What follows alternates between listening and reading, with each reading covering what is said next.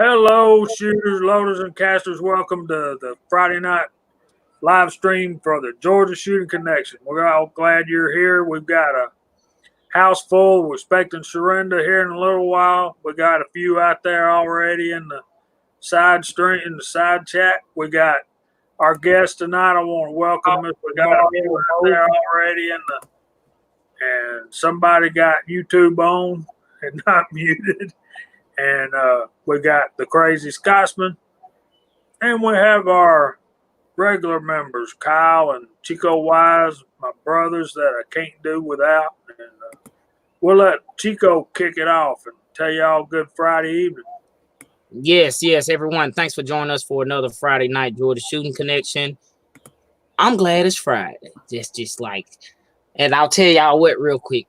You ever put your load manual or your load notes away somewhere and you can't find it? But because I'm looking for it, I can't find it. As soon as I stop looking for it, I'll find it. But I'm glad everyone's here. It looks like it's 24 y'all so far. So thanks for joining us for a Friday night when you could be anywhere else, at places buying toilet paper and stuff like that. So we're glad to have y'all. And Brother Kyle, what's been up, brother? How's your week been? Oh, week's been up and down. Today was real busy for the first part, and then a little lax on the second part. I'm considered an essential worker, but this has really hit me in the wallet, as I know it has a lot of people all throughout the country. And we just got to stick together and get through it. I'm glad it's Friday. I don't have to worry about anything for 2 days. I can take care of stuff around the house. And Chico, they call that man looking. When you open the fridge looking for the ranch, it's right in front of your face, but all you see is pickles and mustard, and they call that man looking. But anyway, that's where I'm at. I'm sorry for the blacked out screen. I'm outside and in the raw. No, I'm just kidding. But let me pass it on up to the crazy Scotsman, and we'll hear what he has to say, and then he can introduce our guest. It's good to be here. I'm glad it is also the end of the week. It has been a heck of a week. They've been doing all kinds of crazy stuff at work, and unfortunately, I am back on the old job for how long, I don't know, but until things change, that's where I'm at, which sucks. But yeah, good to be here, and we got the one, the only, the Battle Beam. Mario, what's up? Hi, what's going on, everybody? Yeah, first time I am here as a guest of the Georgia Shooting Connection. Thank you for having me to, talk a little bit about the stuff that we're dealing with here in our communist state. But it's been great to be part of this show. Thank you guys for the invite.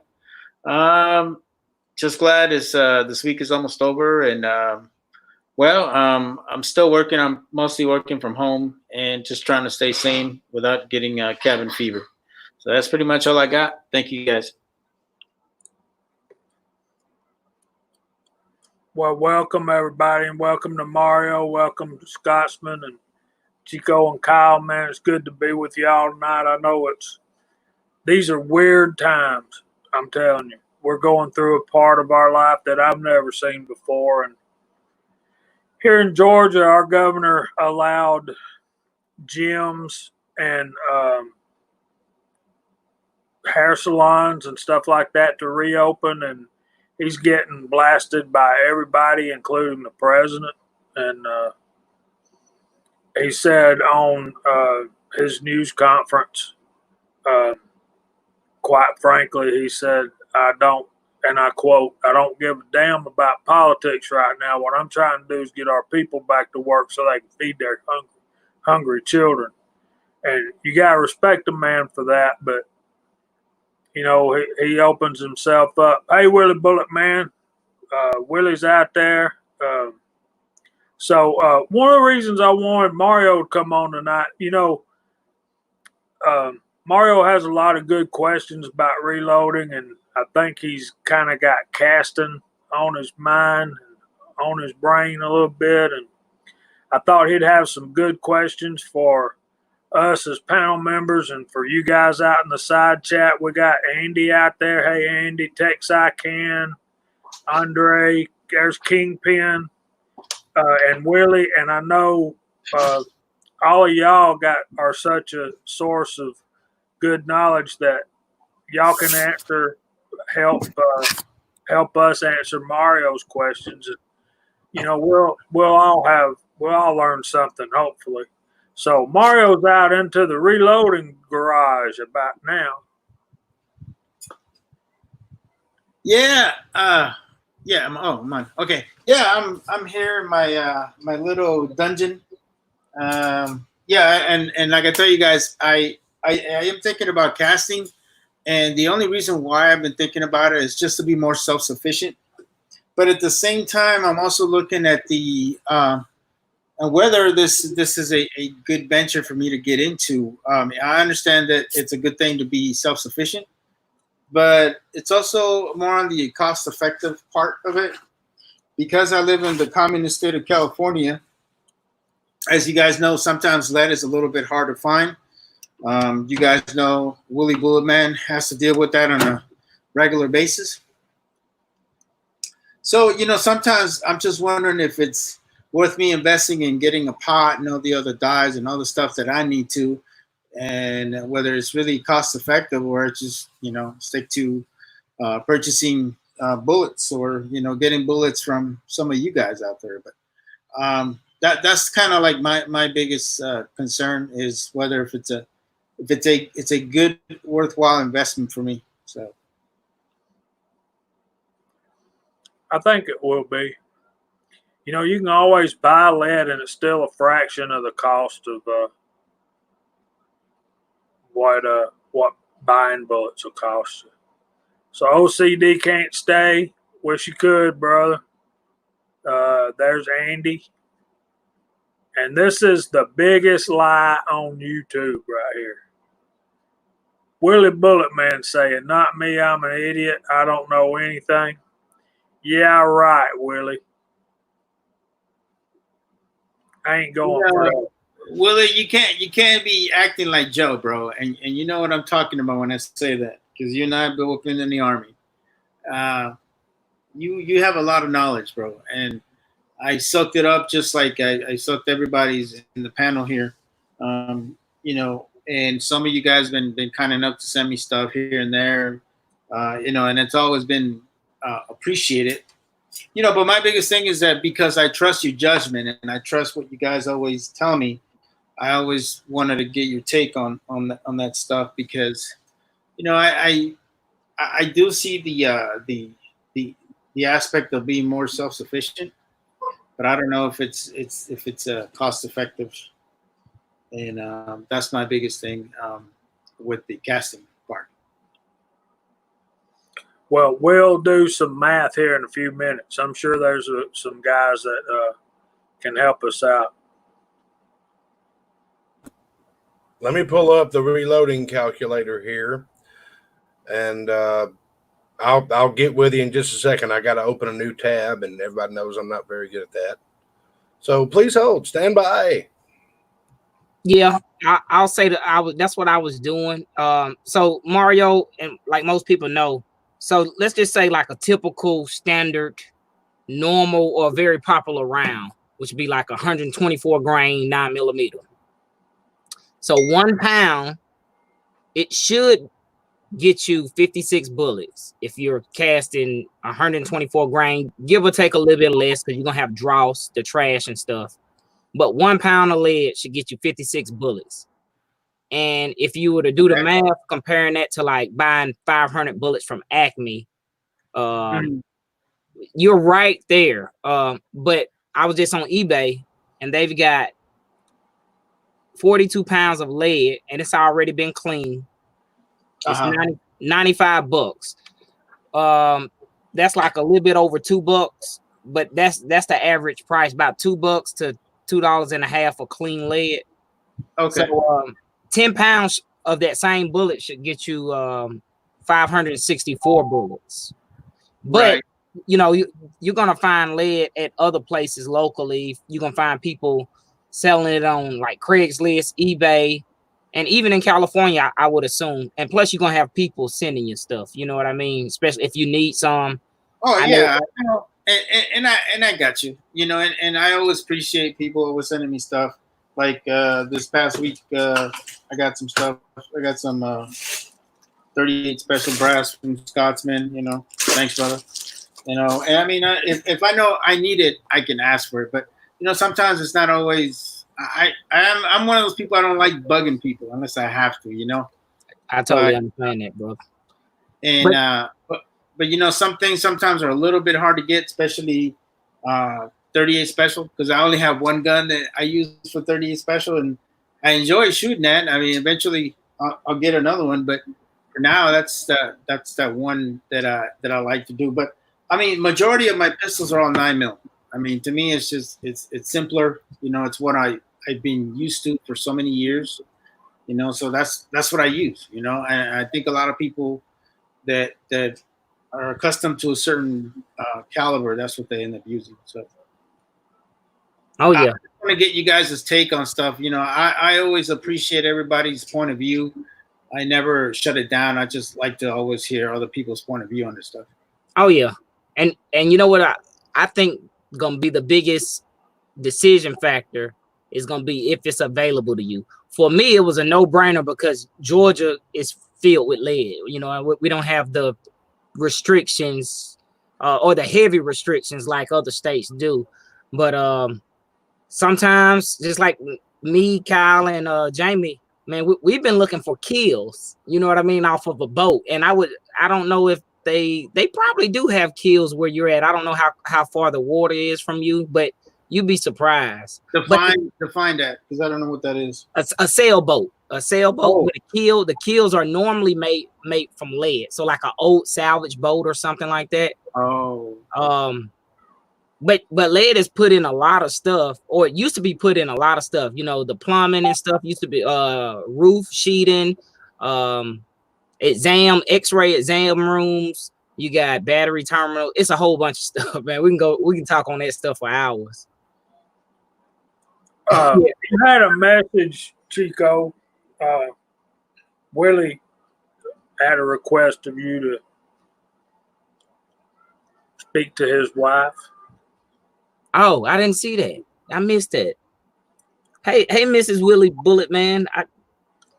I see what he said, Chico. I'm sorry, but a little bit further up. He said, I see. He said, "Do me a favor and say hi, Mrs. Willie Bullet, man. She thinks you're cute, man." Thank you. I appreciate it. I'm humbled. Thank you, Mrs. Willie Bullet, man. Okay, we can start now. Red Raiders here. What's up, brother? I got my nephew Max out there. Hey, Max, I hope you're staying safe, buddy.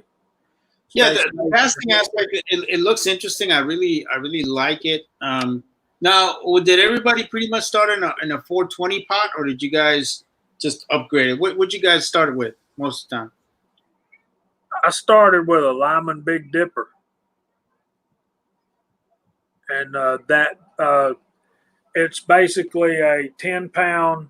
Yeah, did you prefer pouring it with certain molds? I still does it look like a hand device that you pour on? I'm sorry?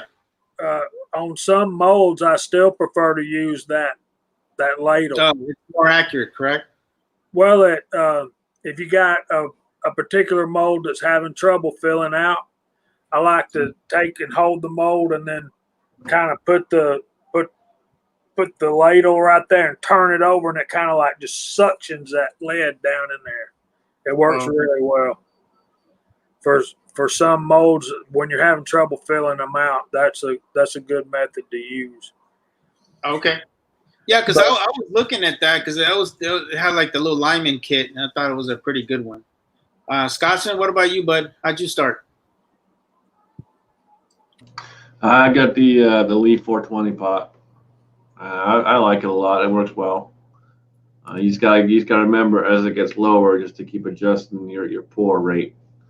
Took me a minute to figure that out. Once I figured that out, adjusting the pour rate and stuff as it gets lower. It's pretty simple to use. That Lyman dipper, though, Willie says he started with a cast iron pot and the Lyman dipper. That Lyman dipper you might think it costs too much money to be a dipper, to be just a ladle, but it's not just a ladle. It's got little feet that stands on it, and it's got a nozzle to put on the sprue. And man, it's even if you've got a 420 pot, that Lyman ladle is a worthwhile investment. Now, what's the I noticed there's an issue with the 420 pot is like that little plate where you slide your mold in. It seems to me like it causes a lot of people problems. I was just wondering if you guys can tell me a little bit more of that. The biggest thing with the plate is the plate's so small. So you only have a little bit of surface to try and ride that mold along it. Willie had one that was made for him. Uncle Jim made him one, bigger plate. I believe run it on there, and it makes it a lot easier. But with that small plate, again, you only got a small amount of surface area to actually run the mold along on that guide. So it can cause issues. Jim made that or something like that. Yeah, it can cause issues. I haven't had too many with it though. Okay. Chico, what did you start with, bud? I started with a 420 pot too. So I agree with what Jamie was saying and even Scott's been saying. So my goal is volume as far as bullets. Okay. Because when I'm doing a casting session, I enjoy casting just as much as I do reloading, but it's hot and it can be, I don't want to say it's toxic, but that is what it is. It can be toxic if you don't take the necessary precautions. So I'm trying to knock out as many as I can in a specified amount of time. But one thing you'll know when you start casting, whenever you get in your groove, when you get in your optimal zone, you're going to produce bullets like cast after cast after cast after cast. So it's certain times when you get to that sweet spot, you don't want to stop. I think my first time casting, I've cast probably 400 or 500 bullets in like the first session. I was just like, man, that's crazy. If you think about price, what would it have cost me to buy 500 bullets? 40, 50 bucks.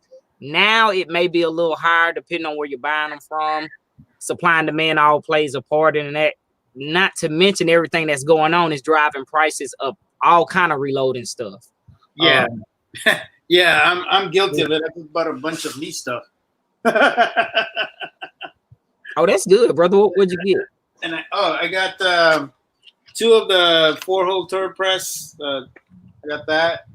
I got the quick change drum set, and I got a Lee Perfect powder measure. Let's see. I have this the bullet puller. I didn't have one, and I got I got a little crazy. So look, I got a question. The check. I was like, give me some stuff. So I got my little the pace setter dies for the 2 rifles on a single stage press. And go ahead. Did you ever, when you first started getting into reloading, did you never have any rejects? Any reject bullets? Bro. You just never pulled them, right? No, not yet. Okay.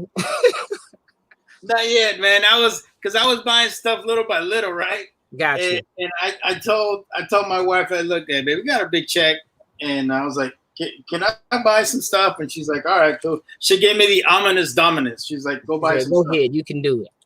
Yeah. So, and I also got this. I got the Lee hand priming tool. Oh, I really like this one, guys. This is really nice. I like this one. So, and you can hand prime while you're watching TV or something. Show us again. Huh? Show us again. Oh, I'm sorry. So it looks like this, and it has one for the the large primers, and it already has the small primers already installed, right? So it's just you add the thingamajiggy here for your primers.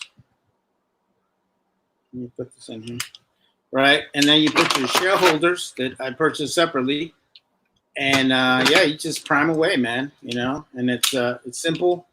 It wasn't that expensive, and that's one thing I like about lease stuff. It's just, you know, you can get a lot and not have to pay so much, you know. So it's I was just happy with it. I got that stuff, and I got the shell holders for this stuff because it's these are different shell holders for the hand primer. So it was good. I had a good time. So, and I purchased another hand press. I purchased the Lyman, the new cast iron one, the C press one, the C what is it called? The Ideal press. It's pretty nice. So yeah, I just want to get started on the 223, and I like to have more than one hand press, so I can speed up my production. So how much was that Ideal press, the Lyman? Oh, the Ideal press was $80. I liked it because it's just like the Elite press. It's similar. Let me show you. Only more gooder. Yeah, it's more gooder. Yes, it's more gooder. Sorry, I got my little thing here. It's like this one, but it's all cast iron. And I only paid heavier. Yeah, I paid 81 for it. So it's pretty good. So when I get it, I'll do a video on it to show you guys. I you know, like with anything else, you try to, you know, keep your mind going and stuff like that. And I really got into the Ultimate Reloaders videos. That guy makes really good videos, and you know, you just learned a lot of stuff, you know, from him and all the other guys, you know, from all you guys too. Oh, and what's really crazy is I was even watching old C-Max videos. I was like, wow. I was remembering the brother, man. I was like, it's kind of sad and nostalgic at the same time, you know. Check out Alan rubbing our nose in it, man. Yeah. Yeah, man. But yeah, it's been cool, and it's kind of kept my mind going. I really enjoy reloading because it's a good hobby, but at the same time, I know that if I have a problem, I can go to all of you guys, not only you guys in the panel, but everybody in the side chat, you know. And I've contacted people directly, like, hey, man, how do you do this? Or how do I do that? And everybody's willing to pass their knowledge, you know. And you don't always get that in other types of groups. Yeah, groups and hobbies is different. This right here is a real, to my opinion, real supportive ever since when I first got in. Yeah. Or first started. So, you know, sometimes you think people are gonna judge you based on, you know, I'll tell people there are no stupid questions. And I know the side chat's gonna go off, but you know, the only stupid question, how I was taught, is the one that's not asked.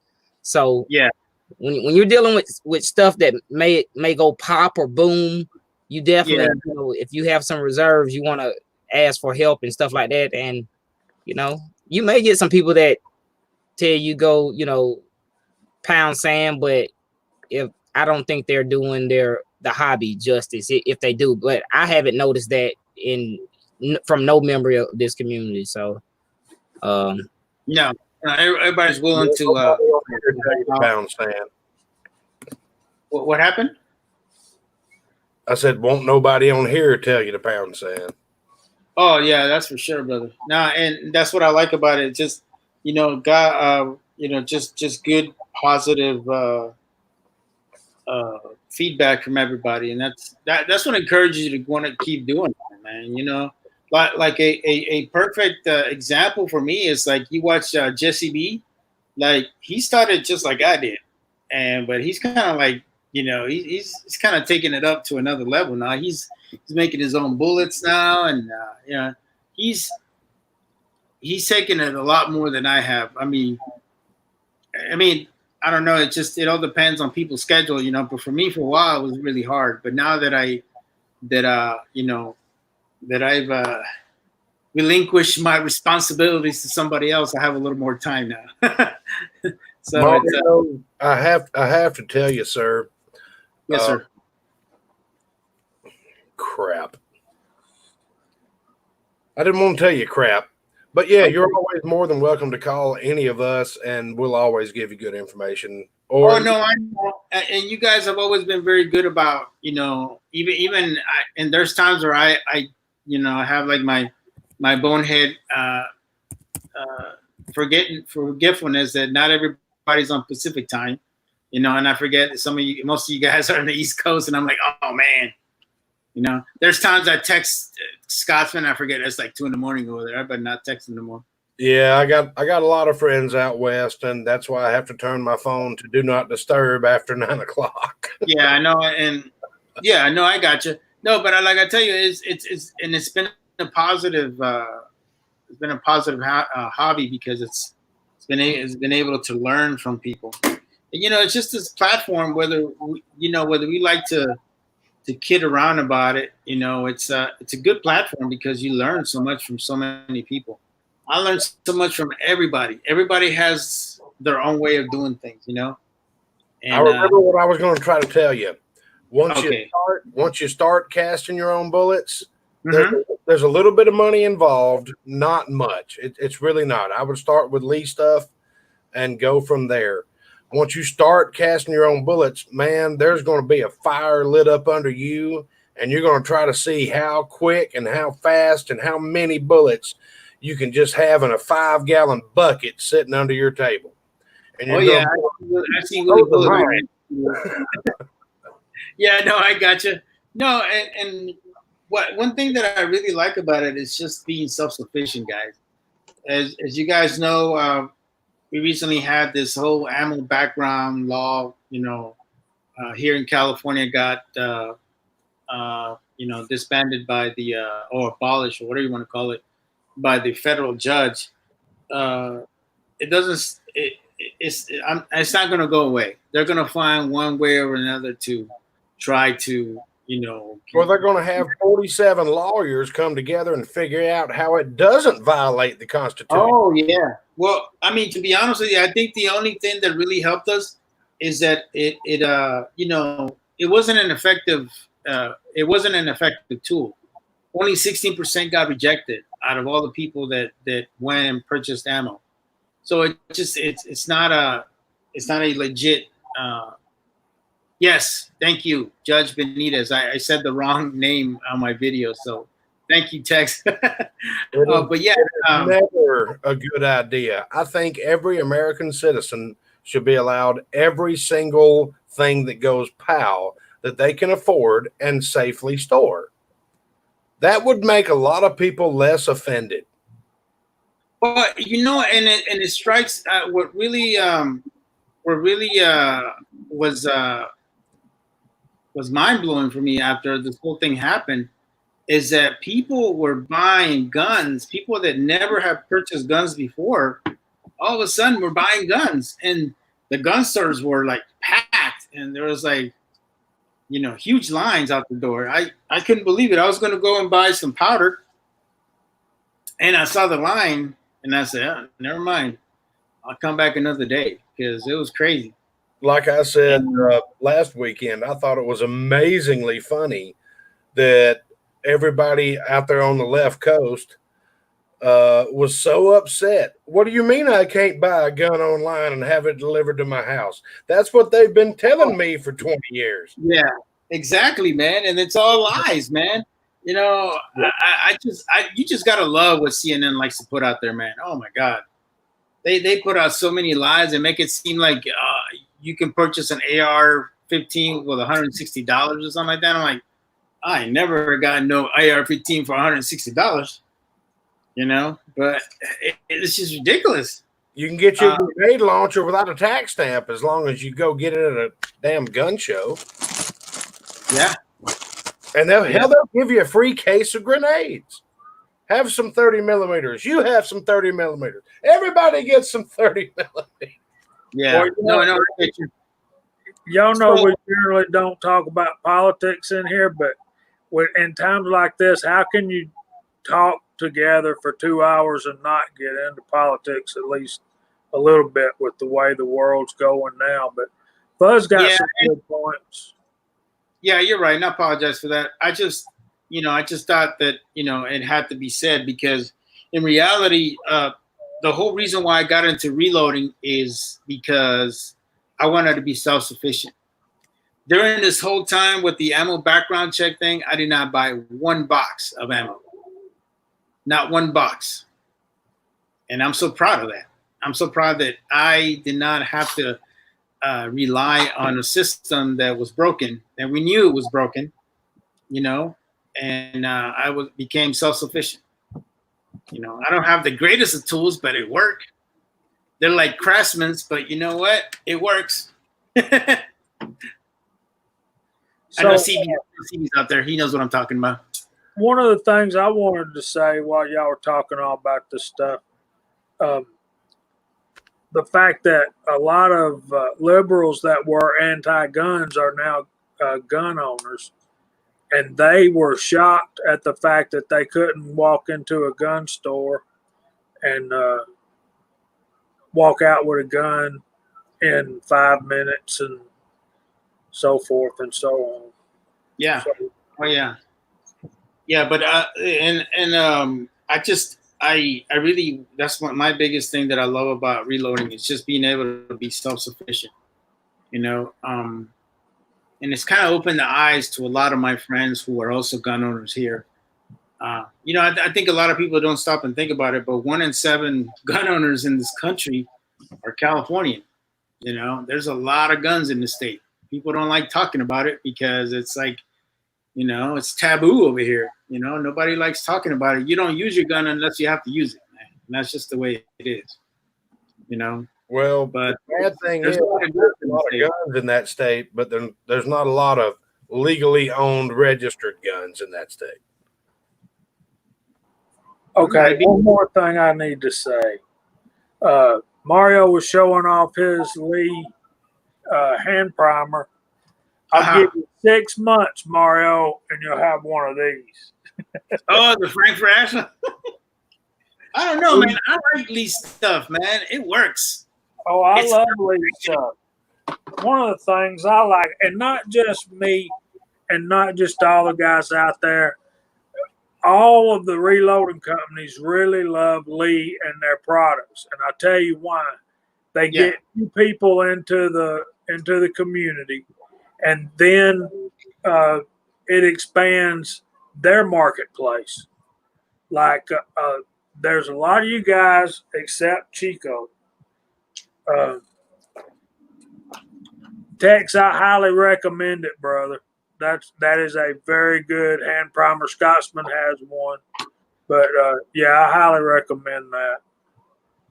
Oh yeah, and you know what I really like about hand prime. Reloading stuff is that you can combine a lot of stuff. Like I see a lot of reloaders where they have like a powder measure that's RCBS, and they have a Hornady press, or vice versa. Or you even see guys that have Dillon presses, and they put like a drum lead drum powder thing on there. And I'm like, what? But hey, it works. And that's one thing I like loading stuff is that a lot of the stuff is universal. You can just add from different manufacturers. You don't have to keep it all the same brand, and that's one thing I like about it. I was trying to make a point, and I had a brain fart. I heard you said everybody except Chico, and I was like, yeah, okay, everybody except Chico. You would have never known about the upper line, the higher end equipment if you had not have started on Lee stuff.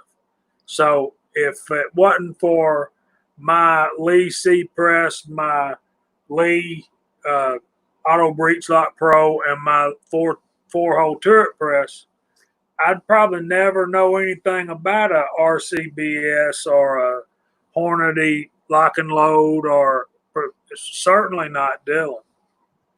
So, and what I really like about it is that everybody in the community has different stuff. So you can be like, hey, how do you like that? Does that work for you? You know, make a video about it, man. It's you know, tell us how it works. You know, like you'll see PC Bullet. He's got that there's an 8-station lineman press, and everybody's all Google Gaga on that thing. I'm like, oh yeah, let's check that out. How does that work?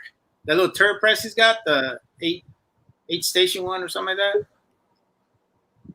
So yeah, it's interesting. You know, I like the fact that everybody has different stuff, and people buy their equipment based on their liking. You know, like I notice a lot of people that buy Dylan, they're not just fascinated with reloading, but they're fascinated with the mechanics of the machine.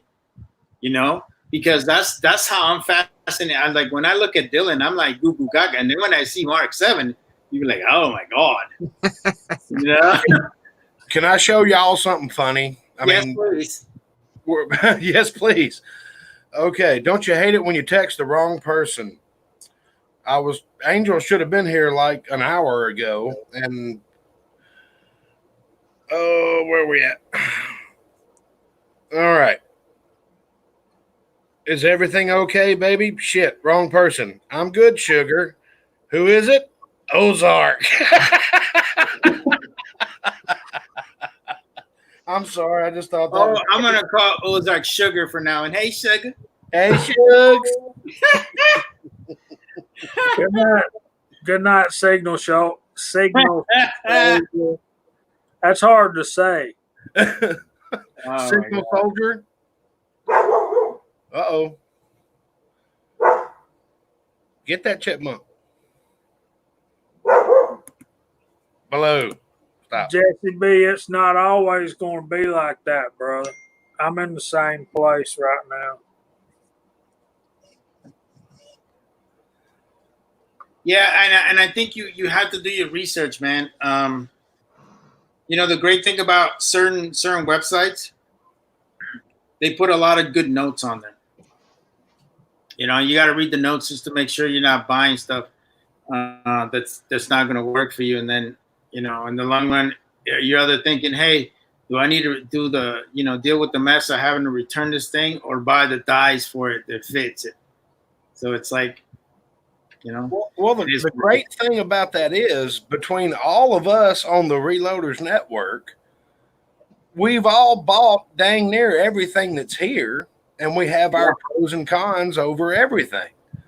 Oh, yeah. And I just haven't bought anything new in a minute to do a review because I'm financially embarrassed because I have an ex-wife and a German Shepherd. But damn near anything that you're thinking about buying, one of us has already bought and we've used it. And there's some things that we will say, no, do not buy that. It is a waste of money. Yes, and that's great, man. I'm telling you, man, that's the power of the community, really. You know, because I'll tell you, like, even if I ever move up to the level of the Dylan, you know, to me it's like, as much as I like the 650 and the 750, I don't shoot that much. But I like the 550. The 550 works great for me because it gives me enough to what I need, you know, and I so I mean, everybody has different preferences, you know. But I'm very I'm sorry. I'm sorry, my dog's going crazy. I'm very happy with my 550. It was actually the very first press I ever owned. Oh, really? But I use it for certain things. Right. But I have 2 Loadmasters, a 4-hole turret press, a lead Challenger press. I found that every single option has its own use. Oh, yeah. Definitely. Oh, yeah. Well, everybody needs a single stage press. Everybody. I don't care who you are. Oh, yeah. And you know, to be honest with you, there are times where I would rather reload on a single stage press because it's therapeutic, bro. It really is. You know, and you and I both been in the military, and you know the stresses that we're still dealing. We're dealing with our demons, bro.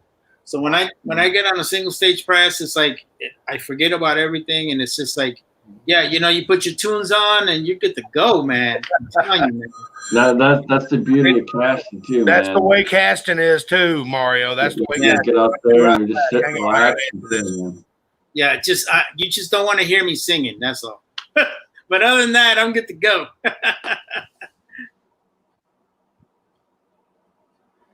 And Alan, me and Willie and Scotsman never talk or anything, dude. So, yeah, we don't talk at all, man. yeah. So if you remember Sunday night, I told you that was the gift that keeps on giving. So, yeah. To me, the best current reloading book, Alan, is the Lyman 50th edition. Go ahead, Chico. Yeah, that's what I was gonna say. I don't think there's a new one out. I think they're due for a new one, right? They are. It's due for a new one. The previous versions, some stuff is omitted, some stuff is added. Added. So the next one will probably have your newer calibers in it. That's hot on the market. I believe even that Lyman 50, if I own that one, it's probably got 6.5 Creedmoor in there. I don't know because I don't reload it. But the next one that will come out, it'll probably have. Hopefully, they'll give us a little more bullet data because as you guys know, with reloading, the bullet style is so many different bullet styles and so many different bullet weights. But I have that one, the Lyman 50, the Hornady 10, and everybody's gonna hate me when I say this. And I've got the Richard Lee book. Say what you want to say about the Richard Lee book. I think it has some valuable information. It has a lot more bullet styles and weights. Yes, that right there what Mario's showing right there. I agree. Good information in there. I like it too. What says you, Mr. Kyle? The more information, the better. I've got 4 or 5. You can go on the internet as long as you don't mind stealing reams of paper from your work, and you can print off the manuals. When the predecessor of the highest office in the land was threatening to remove all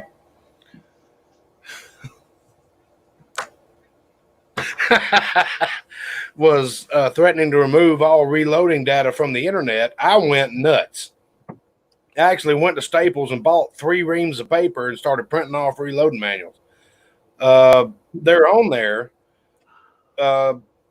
You can, I guess, segregate them into the calibers that you load. Depending on what powder you're using, you can just print them right off. But the Lee has amazing information that you won't get in the Lyman book. You won't get it in the Hornady book.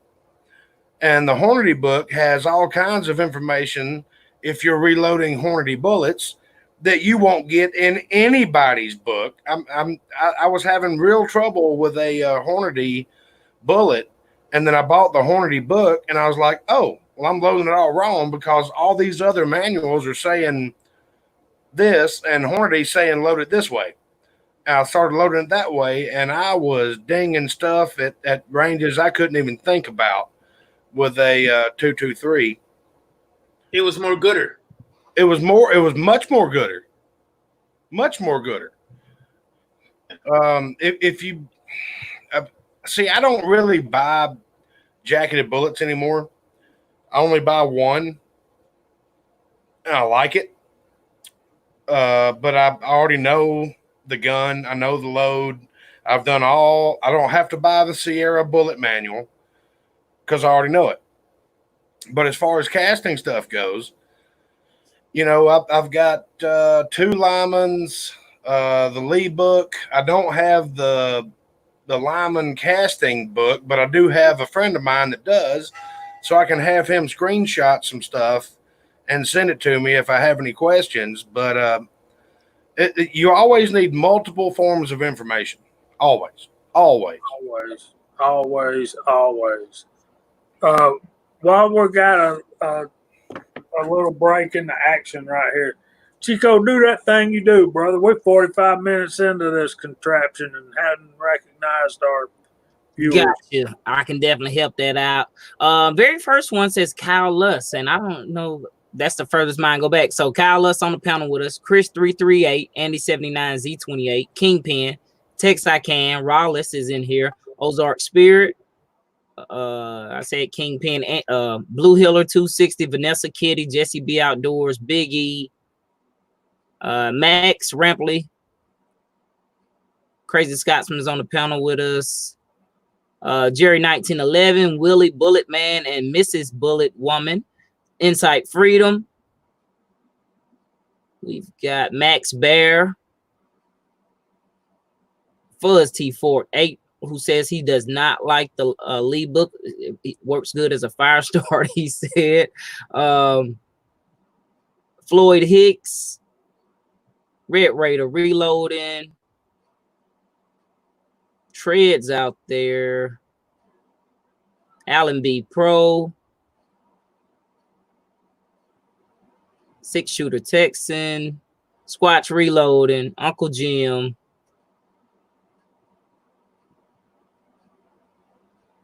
I'm scrolling pretty fast. Big E, if I missed him. Uncle Jim again, a few times. I'm still. Oh, it's moving pretty fast. Some of you guys comment more than each other, so I'm gonna have to scroll through. Rebel is out there. Duke Frazier, hey brother, thanks for joining us.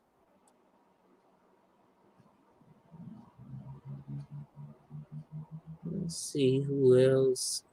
Appalachian Reloaders here. Pink Shears Reloading is getting her oil changed. But she's essential. Mario Moson's on the panel with us.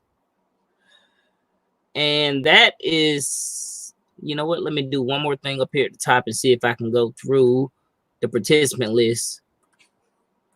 Participants: Allen B Pro, Appalachian Reloader, Big E, Fuzz T48, Insight Freedom, James Pollard, Jesse B Outdoors, Max Bear, Rebel, Ozark Spirit, Six Shooter Texan, Squatch Reloading, Thor's Axe, hey brother, Tread. I don't know why YouTube does that. I have to do it two ways, and some of the people that pop up in the participant list do not pop up in the comments, especially if they don't comment. So everyone, thanks for joining us for a Friday night Georgia Shooting Connection. If anyone has any questions, even for Mario or anyone, put some kind of something that makes it stand out, whether it be a hammer or a heart or something like that, so we can focus in on those questions if you have them, because even I do it. I don't always put a question mark when I have a question on a live stream. And I was like, I asked a question in it, and sometimes it doesn't stand out unless you put a question mark or something to make it stand out. So thanks for being here, everyone. No, thank you, Chico. You're welcome, brother. What's going on? No, I'm here. Sorry, I had to do all kinds of crap to get my screen back on since my wife's using my computer. But Mrs. Bulletman, I wasn't going to show you this, but I still love you after 31 years, just for you, even though she likes Chico. You're lucky she doesn't have enjoyed. Oh, I just wiped it out. Oh, my bad. I'm slow on the trigger. That's how much they love you, bro. That's right. I wiped that crap right out. She'll see it. So, Mrs. Bulletman, he loves you for 31 years, but Going not on 31. enough to keep it on the whiteboard for 5 minutes. So My son's laughing right now because he's like, why aren't you on there? I'm like, well, I wasn't asked yet. oh man. It's all good. You know, I'll tell Mario, I know we was talking about different presses. One drawback about the Dylan, I'll tell you, and it's just, I'll be honest with you. A big drawback for me is conversion kits. So with my Dylan, I just do 9 and 45 because the conversion kits, when you switch calibers, and a lot of people can tell you that Kyle's got a Dylan, Scotsman's got a Dylan, Willie Bullets Man has a Dylan. The conversion kit can be pricey. Yeah, I got the baby Dylan, but yeah, it can be. Hey man, a Dylan's a Dylan, bro. It don't matter. So I do have single stages too. So I do like all my 38, 357 on a single stage. All my 308 goes on a single stage. And I've done 9 on single stage also. But if I want volume of 45 and 9mm, I pump it out on the 650. Let me tell you, Mario, do not grab the vessel of blue Kool-Aid and just start to drink. You have to look at how much you shoot. Oh, Yeah, yeah, it's an expensive way to go. That's exactly what I said earlier. I just don't see how I would need a 750 or a 1050. Unless you find one that don't need a 1050. I can tell you right now. What? You do not need a 1050. Oh no, nobody needs a 1050 right now because I know what state you live in. Pops Quest needs a 1050. Other than that, then I don't see anybody else needing a 1050. Yeah, but he ain't shooting it in California either. Yeah, that's true. I'll tell you also, most people who do like 3-gun do a lot of competitions. Buckeye Targets, who's on the Reloading podcast, he has a 1050, but he shoots a lot of 3-gun, a lot of competitions. Right. You know, he would spend all his income if he didn't reload his own ammo. Oh yeah, most definitely. So, but he shoots another one who has a 650 like you, Chico, is Bald and Curious.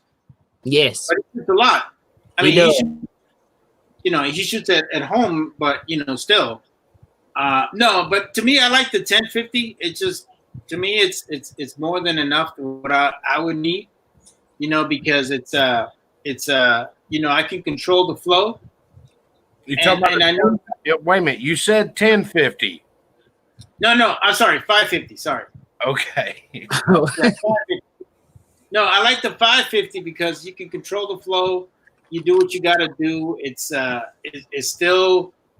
I have more control of what's going on, because I know I think to me like a 650 or a 750, all you're doing is this and putting a bullet in, and I don't want to get to the point where, let's say my powder's not dropping right or something, I just don't want to be to the point where I don't notice there's a problem and I'm like 50 bullets into it and I wasted all that time and. There's a reason that I have 2 lead load masters. I use one for 223 or 300 blackout. I use the other one for 9mm and 40 cal. Okay.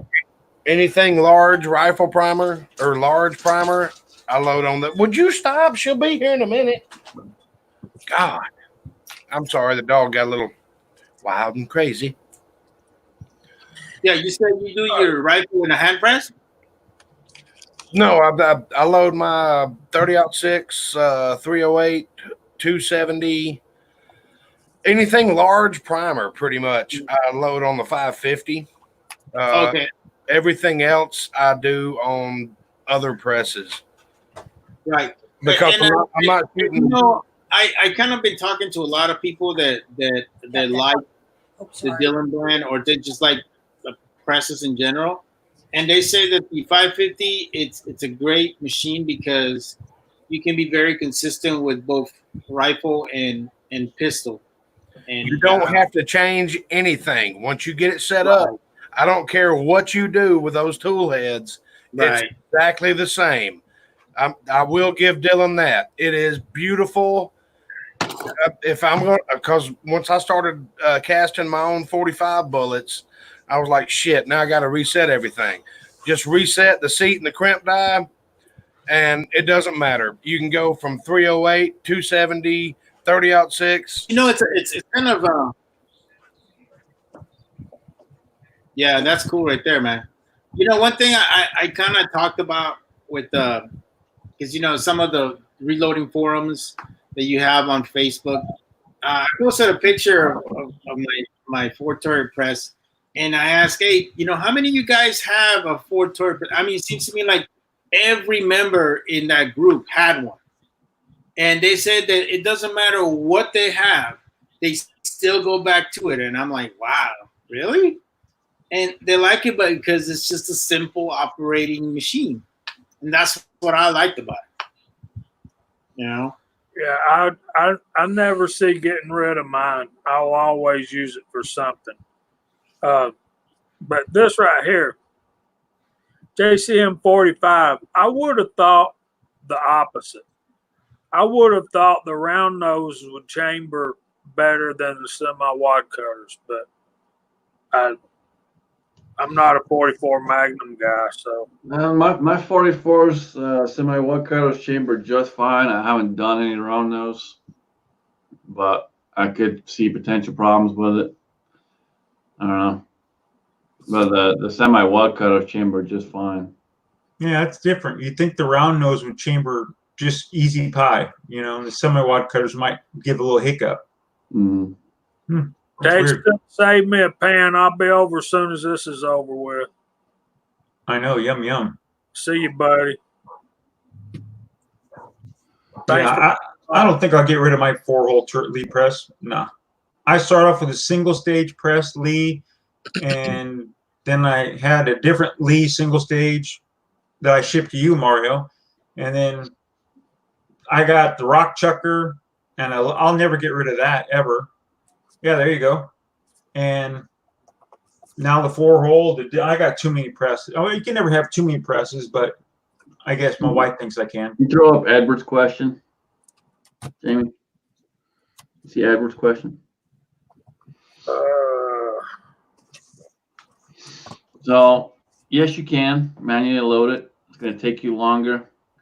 I'll tell you this. I was doing that for a while. It got to be such a pain in the butt. just spend the money, get you the case feeder. Be careful how many cases you throw in there at one time.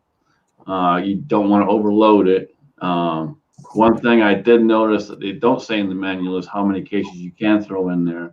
Really not a whole lot of info on that, so just be real careful how many cases you kind of toss in. Just a couple handfuls at a time and you're good to go. But case feeder works really well. Flip it on when it starts getting low. Flip it off when it gets full again. And Edward, if I can piggyback off that, when I first got my dealing, I didn't have a case feeder almost for a year, or probably longer than that. And what I did, the feed tube, if you get a funnel, the wide mouth funnels, and just set it over the tube, and you shake the funnel, it will feed it. You may get some upside down, but I ran mine like that for a long time without the case feeder. But congratulations, brother. Yeah, you sure to like that. Sorry, Jamie, I stepped on your feet, man. That's all right, man. It ain't like I can remember what I'm saying for that long. I'm sorry. I do remember. I want Scotsman and Mario tell us what they're drinking tonight. Well, I had Modelo Negro. It's pretty good. That's pretty good. Like Eric says, it's lawnmower beer. Yeah. That is a lawnmower beer. It's not bad though. It's good. It's not more gooder, but it's good. It's not more gooder, but you know what? It's not. I'm having some hazy IPA. Going the wrong way still. Hazy IPA. This is Milwaukee. So. They make that good a beer in Milwaukee? It's my first time trying it. It's not too bad. It's unfiltered, but that's fine because I like it unfiltered. It's not bad. Way to go. Is it worth what it costs? Immune builder. Oh, maybe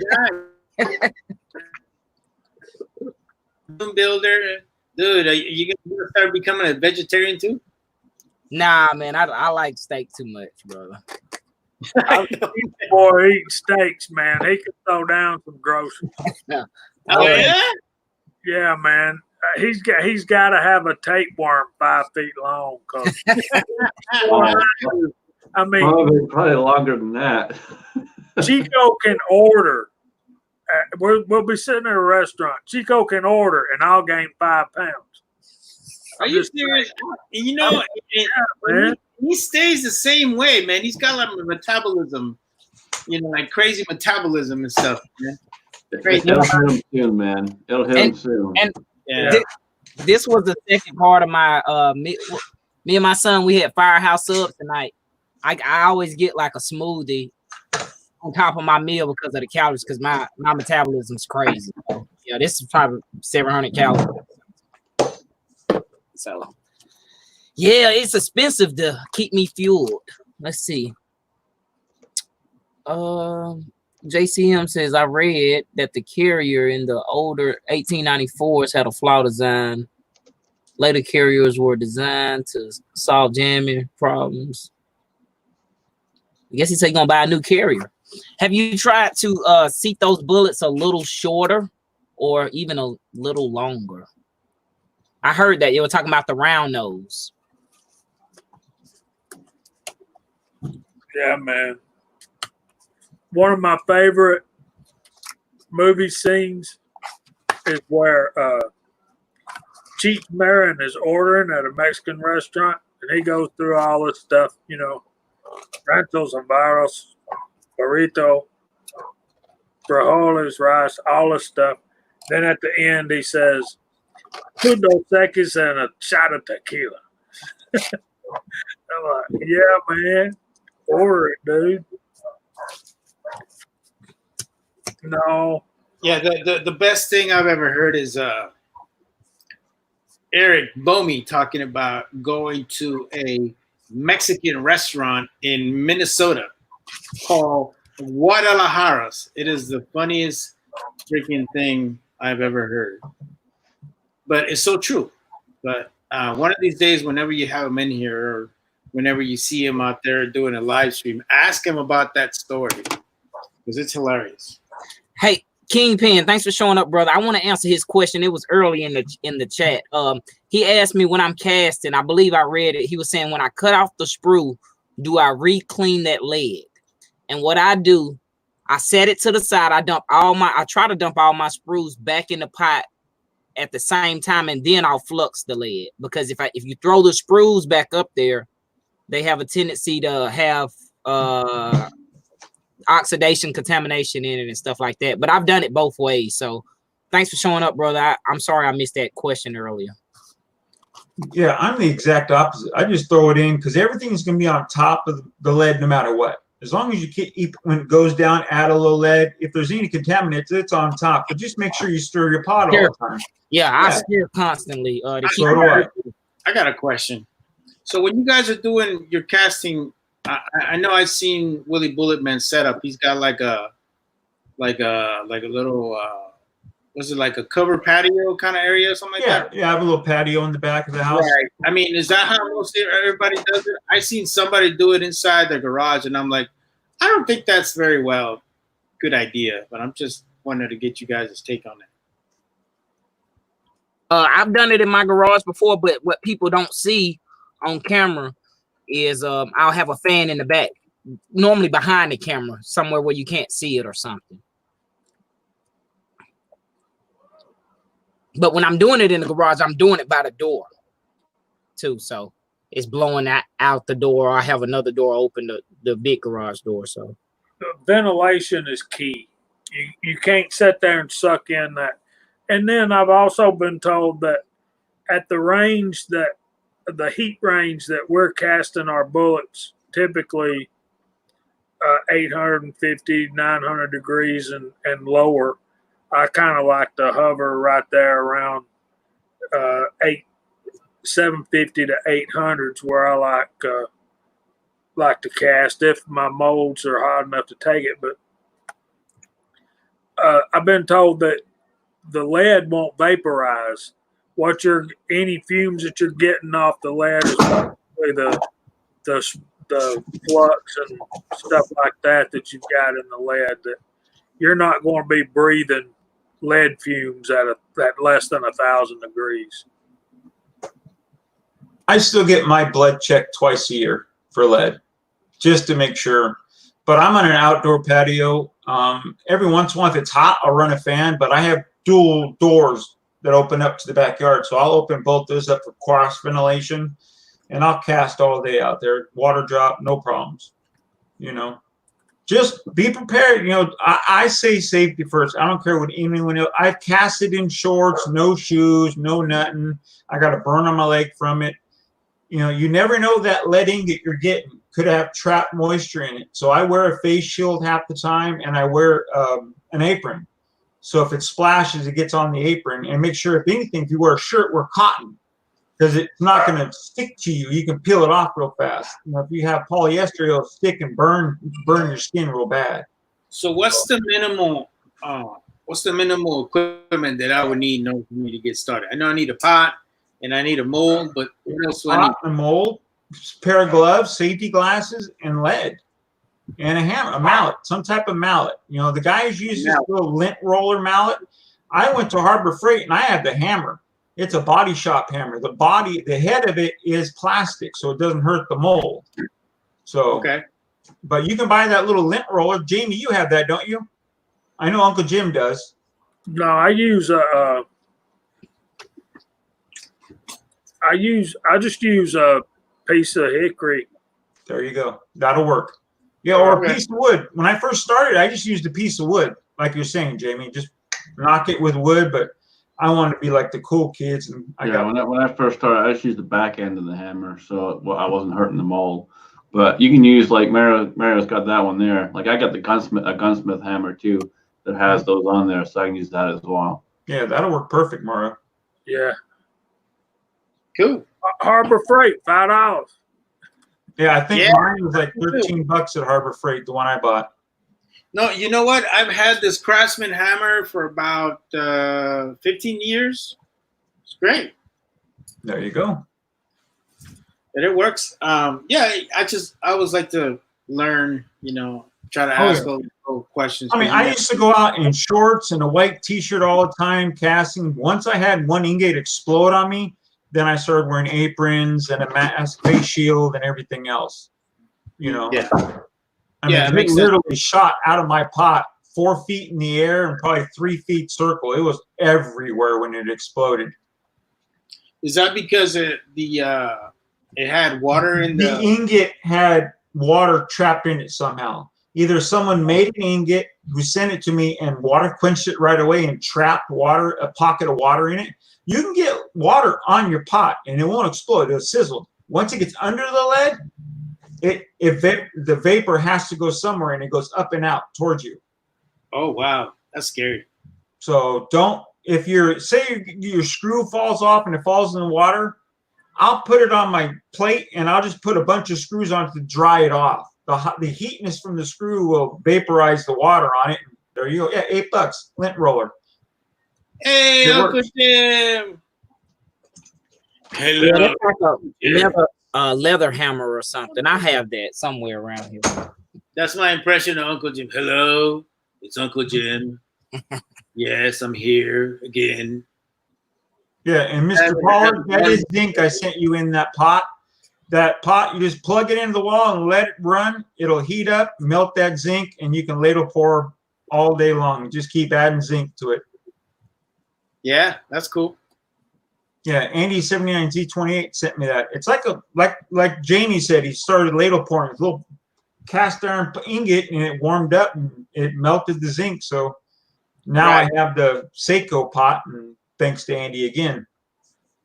Now, I know that you and I already chatted, Willie, and you told me to go with the 6-cavity mold. I like Lee 6 cavities. I prefer them. You can start with a 2-cavity. They're like 20 some bucks. They're cheap. I just don't have luck with them. The pins fall out of me all the time. So that's just, Jamie likes a 2-cavity, but if I'm going to buy a mold now, it's going to be 6-cavity from Lee, no matter what, if it's a Lee mold. Because the screw plate breaks so easy and it's so comfortable. And I think that's why I like that. I think that's why I like that 2-cavity mold is it gets up to temperature so fast and it makes really good bullets really quick. And the sprue plate cuts the sprues real easy. It's just an easy mold to learn to use. And then the 6-cavity lead molds have that camming action to cut the sprue, and that works really well too. So, lead molds for what they are, they're hard to beat. They really are. We got Lever Guns 50 out there. Welcome, brother. Glad to see you out there. But I really like those lead molds. You can do so much with them.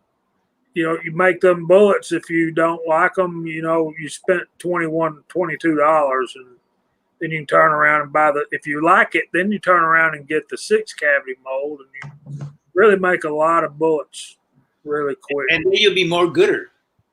Oh, for me, I'm going 6-cavity. I would recommend 6-cavity. As long as you heat it up, it's going to break that screw, and you only have to do 2 cavities at one time. You can make it a 2-cavity, a 3-cavity, 4, or all 6, Like I said, when I first started, I used to put the mold in the lead to heat my mold.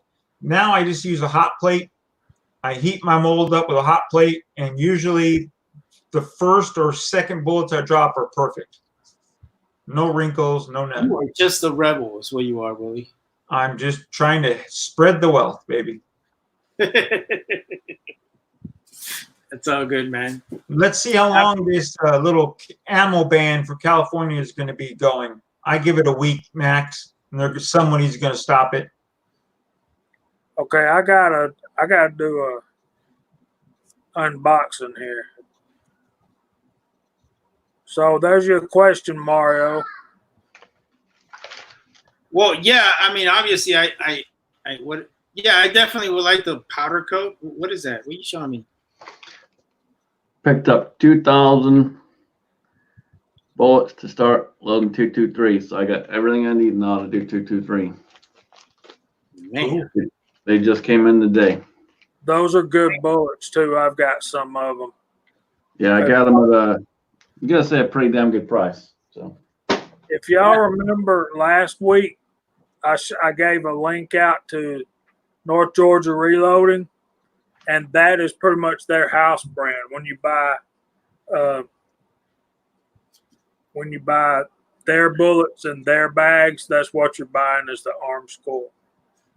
Right. I just wanted to answer that question that was given to me. Obviously, yes, I definitely would like the powder coat. I'll make sure I don't buy that Harbor Freight like Daniel does, little cheap ass. But I'll definitely. That's the reason why I'm asking all these questions, man. Because in reality, knowledge is power, and the more you know, the better you're gonna be at. And Jamie, I'll sign off so Sharinda can come on. I'm sorry, Mario. Sharinda just got here. I'm gonna jump off. Oh, Jamie, hey. come back. Hey, Sharinda. How's it going? Good. How are you? Pretty good. I wasn't expecting to hop on this soon. I thought I was gonna sit back here for a minute. I'm glad you did. Good to see you.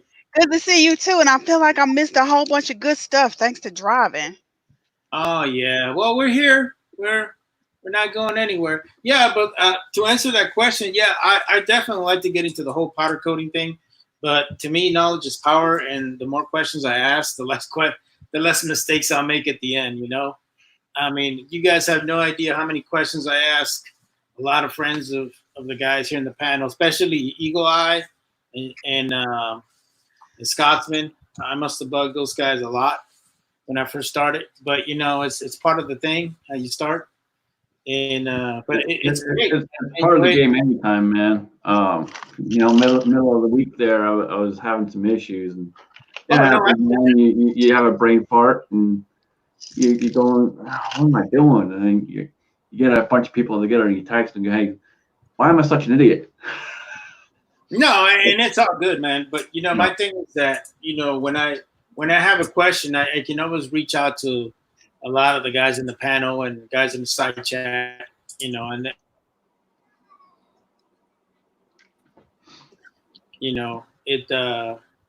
yes, Alan, you are not the only one, bro. Trust me, Mr. Dylan Eyes over there. Go ahead with your bad self. Hey, look. Anyways, yeah. Sorry, brother. My bad. Go ahead.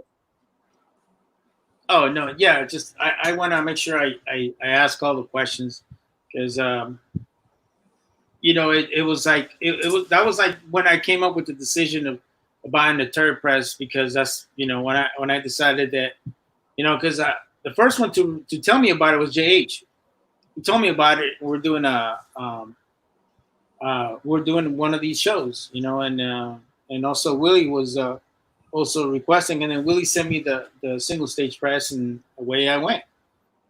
You know, but it was good. It's just sometimes all you gotta do is ask, and people will give you stuff or they'll give you knowledge, and that's the most important thing. Yeah, that's true. Especially with if you're thinking about casting before you buy a mold. Like if you're looking at a mold, find out who possibly has that mold and have them send you bullets and see if your weapon likes it. You know what I mean?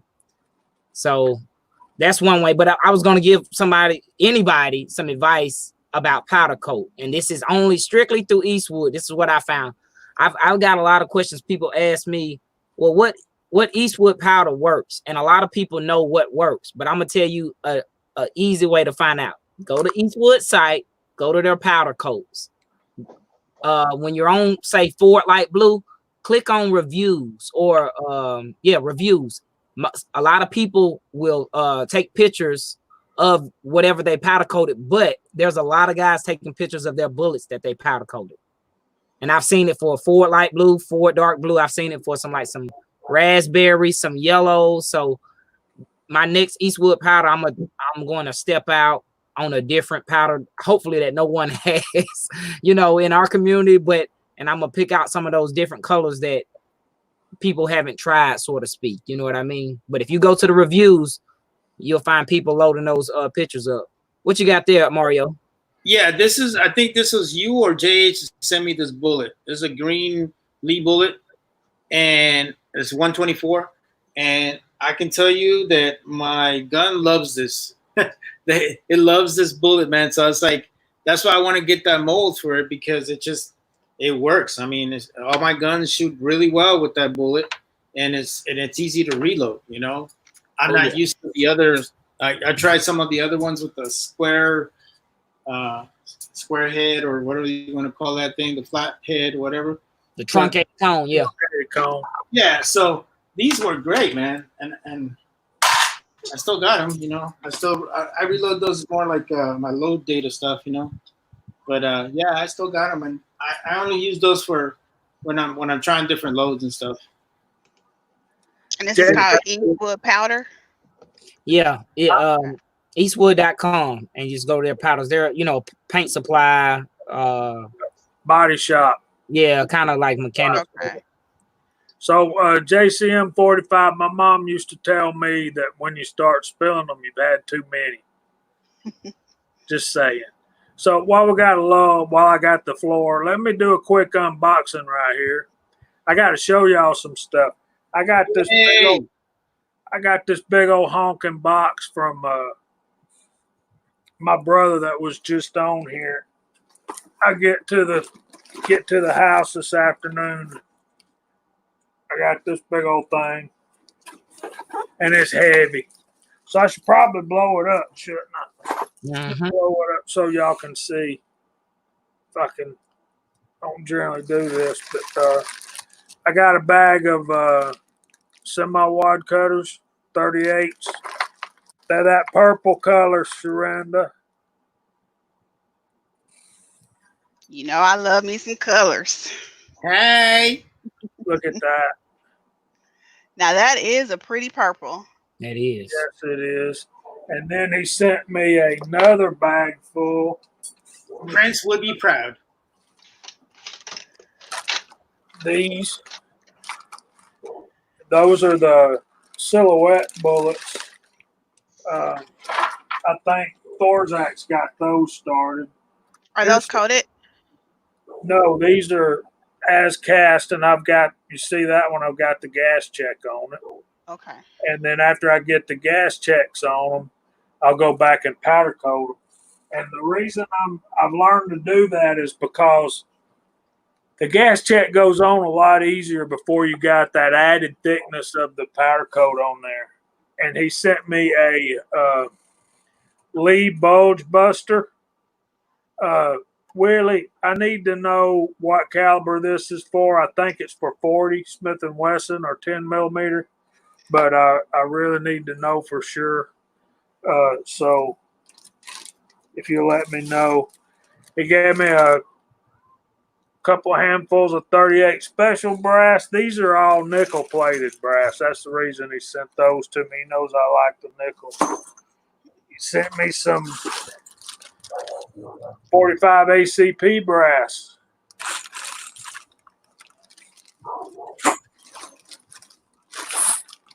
He sent me some 30-06 brass. I love 30-06. Wow, And man. he sent me some 223 brass.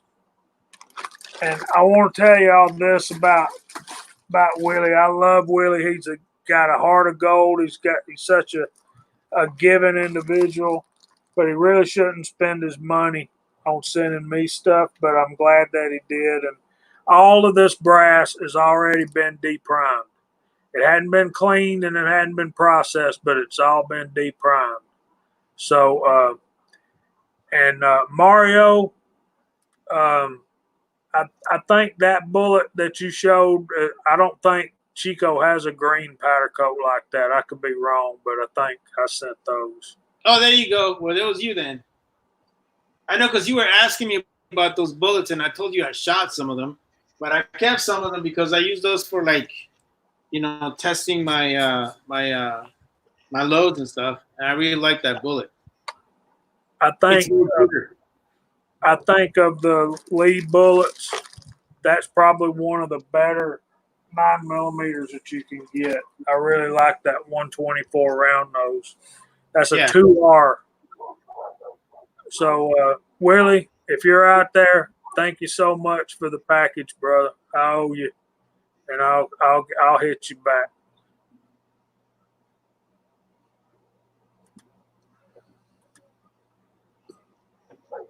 Jerry, it ain't that I need them; it's that he sent them, and I'm gonna put them to good use. I've probably got several hundred. I've got some that are processed and ready to go. I've got some that some of it's range brass, some of it is out of my gun, fire form. But I really appreciate that. And also, I don't know if I showed y'all this. I did a couple of weeks ago, but y'all might have forgot it by now, but I hadn't. Tread sent me some RCBS dies, and they're for the 35 Remington. So, man, you getting all kinds of love, man. I won't have to use the Lee set if I don't want to. But yeah. That's a lot of love.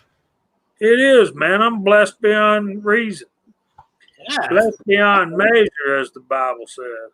Yeah, most definitely, man.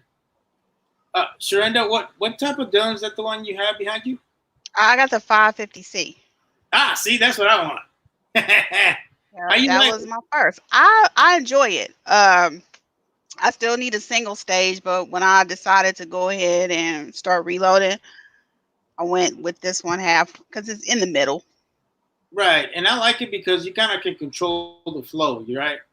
Yeah, I'm still new enough where I still want to feel everything. So if there's some little nuance in it, I can figure out where it's at on that one a lot easier than I can on the other ones. Yeah, and it doesn't seem like it's so intimidating either, because people say, "Oh my God, you get into progressives, blah blah blah." Yeah, nope. I have cheated. Now I did catch the part where you guys were talking about buying the conversion kits. I actually do have several conversion kits, so I do semi-cheat with it. But when I take it out for demos, I go ahead and change everything so I can show some people on how easy it is to adjust it. You have their own powder, their own powder dispenser for each guy. I do. Yep, I do. I have 3, maybe 4. I possibly have 4. I'm getting ready to move. Some of my stuff is boxed up. Okay. So you're getting ready to move pretty quick, like. So we got a couple of you guys joined us. KFW popped in, Michael Signs, and Preacher's Day Off just joined us. Welcome, guys. Thanks for joining. So you buying a house, Surrender? No, I am renting a house. So I don't know if I want to set roots here yet. I understand. But I need a house so I can start learning how to cast.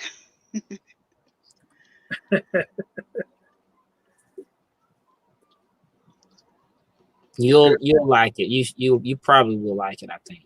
And, well, I'll reiterate what Thorzak said. You start a whole different level of ammunition crafting. Well, seeing as how I stopped sewing just to reload, I'm okay with that. I'll tell y'all, like, no one, I think it's one guy at my job that knows I reload, but I don't share that with them, right? At all. But the one guy, I know he won't say nothing. Like, but this guy, one of my coworkers today, he was happy. He was like, man, I went to Georgia Arms, Jamie, right? He was like, I got 200 rounds of 5.56. I was like, oh, that's cool. How much? He was like, $210. I was like, okay, I guess. And as bad as I want to tell him, man, you know what I could have did with $210? You know how much lead I could have bought, brother? How many bullets? But I was just like, I'm selective with people at the job. Y'all know how that is with people at your job. So yeah, there's a lot of price gouging going on right now for sure. I was like, that's almost $1 a bullet. Like, so he was happy. Glad my coworkers don't care. I had to actually tell them, can you stop telling the new hires that I love guns? I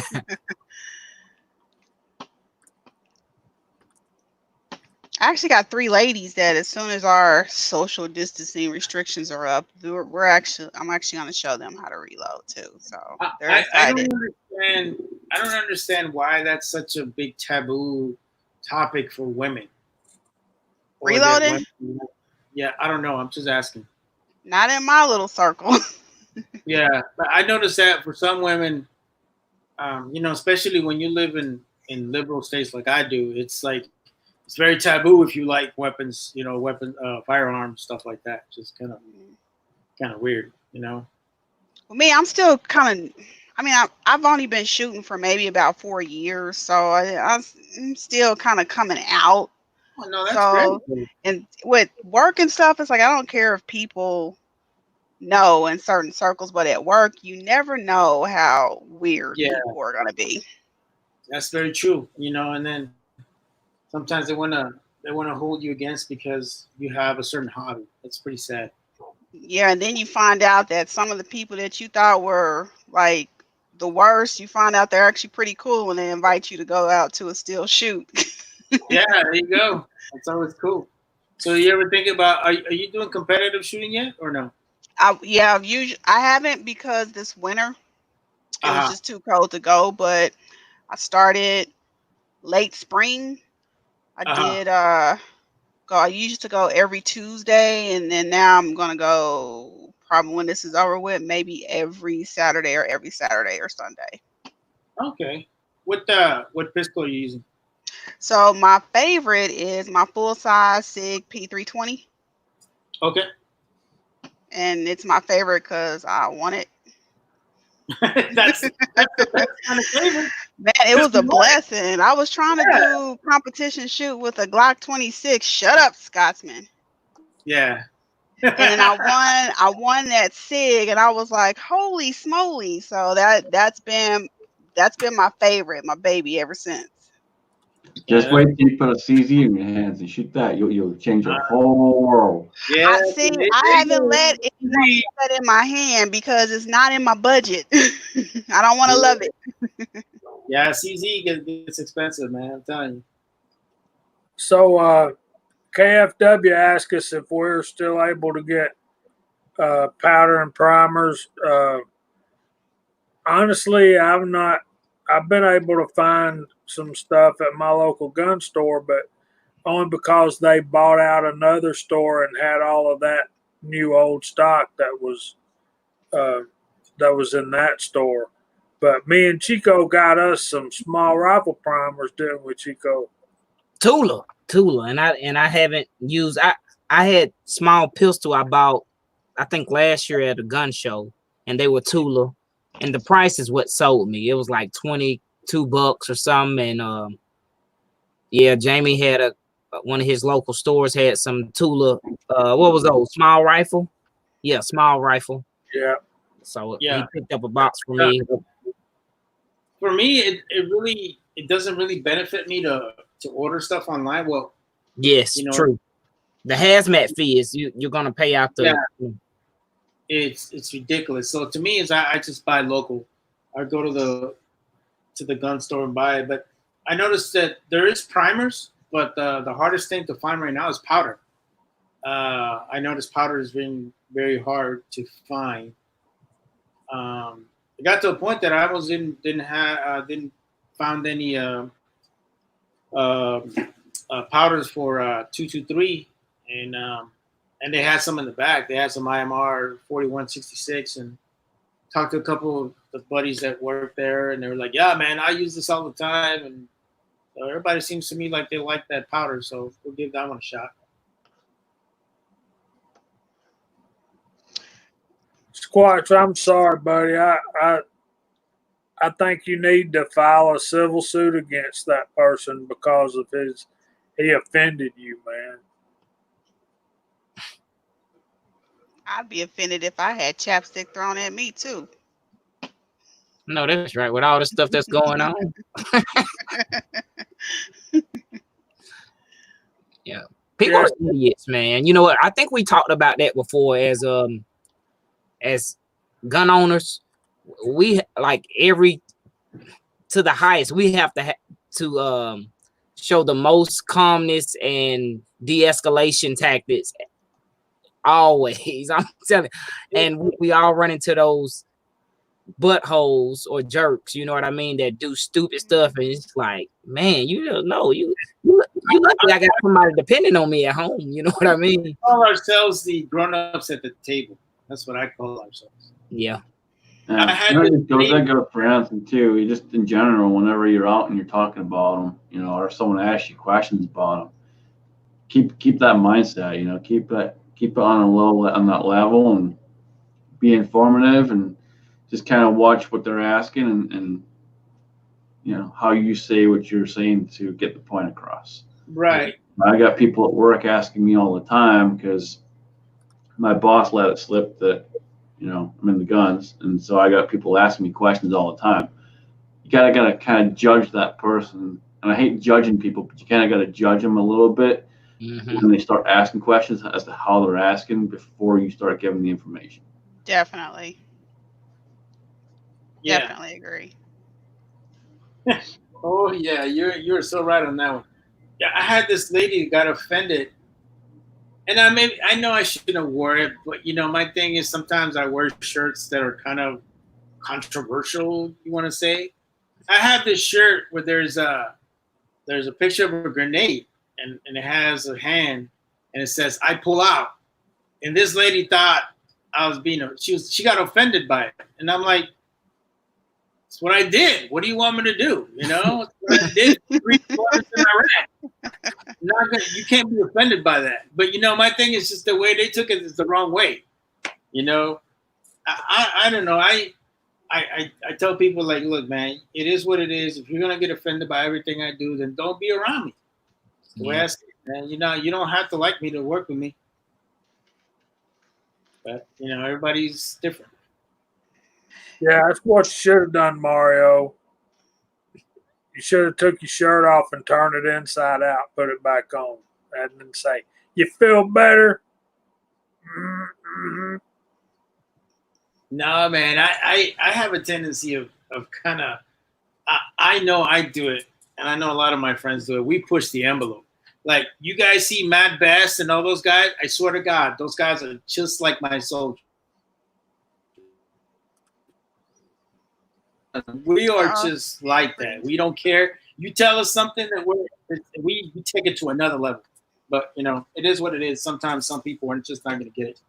But, you know, my thing is I'm not going to be I'm not going to have somebody be offended by what I did so you can have your 9 to 5. It's just the way I see it.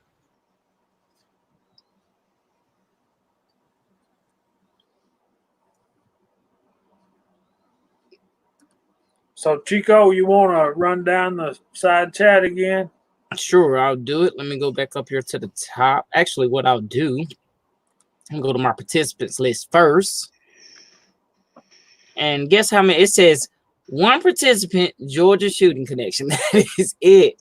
That is weird. I don't know why it does that, but Edward Petty's up here. We got Vanessa Kitty, Willie Bullet Man, 6-shooter Texan, Kingpin, which I think he left already. Allen B Pro, Ozark Spirit, Blue Hiller 260, JCM 45, Big E, Fuzz T Fork 8, and he's quiet out there. Y'all stir Fuzzy up. Thor's X, Squatch Reloading, Rebels out there, or he was. Insight Freedom was out there. Jesse B Outdoors, James Pollard, Max Bear, Mario Moson's on the panel with us. Pink Shears on the panel with us. Willie Bullet Man, James Pollard. Let me scroll down some more because I already read those. Jerry 1911, Uncle Jim, Tread, Edward Petty, Lever Guns 50. Okay, I'm getting somewhere. Andy 79, Z28. Let's see. Aaron Davis. Never seen you, but thanks for joining. AA Ron. Y'all know that joke. That's my neighbor's name. That's what we call him too. Hidden Steel. Texas Outlaw Michael Sines. Hey brother, thanks for joining. Preacher's Day Off. And Aaron Davis again. First time here. Thanks for joining, Aaron Davis. Yep. Everyone, thanks for joining us. Another Friday night Georgia Shooting Connection. Time flies when you're having fun. Did y'all notice that? Sometimes when we have dead space, it drags, but I always enjoy when we have a lot of participation in the side chat. KFW, sorry I missed you, brother, too. Jerry 1911. There needs to be a 44 likes also. Thanks, Jerry. Lead Bullet Junkies. He just popped in. Thanks, brother. So who is okay? This is a question because I've been seeing this across Instagram and Facebook today. Has anyone's ranges opened up?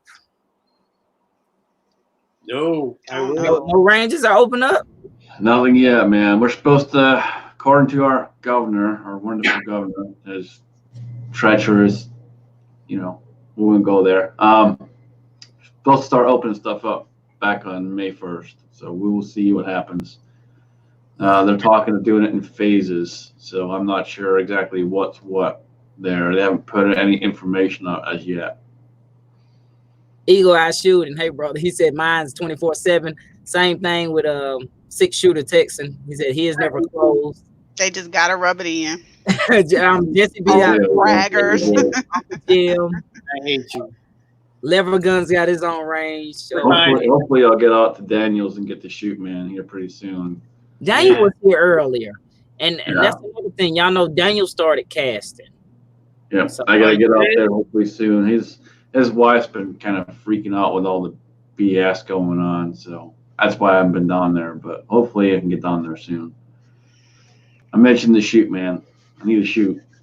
I'm lucky enough that my local range that I'm a member of didn't close. It closed to the public, but not to members. So I was like. Man, you get what 2 hours a day, right? Oh no, mine is unlimited. Actually, well, I guess they can cut me off if the range was busy, but I did a video last week or something, and a lot of people was the only thing what I don't like about my range is the brass catcher. Did y'all see it? It's the great that great, man. They get you there. And I know people like I cover it up every time I go. Yeah, I don't blame you, man. I would too. Oh, so you can't pick up the battery? Yeah, no, you can pick it up, but if you think from a business perspective, it's genius. So in each shooting stall, they have a grate. If you take the grate up, it's tapered, and in the middle, it has a 5-gallon bucket. So you shoot, the brass goes through the grate, and it's theirs. But when I go there, I'll go in the trash and get somebody's old targets, like the targets right on top, and I will layer the grate with old targets. So I get most of my brass back. So That's cool. yeah, like I said, from a business point, when they thought about it, it's genius.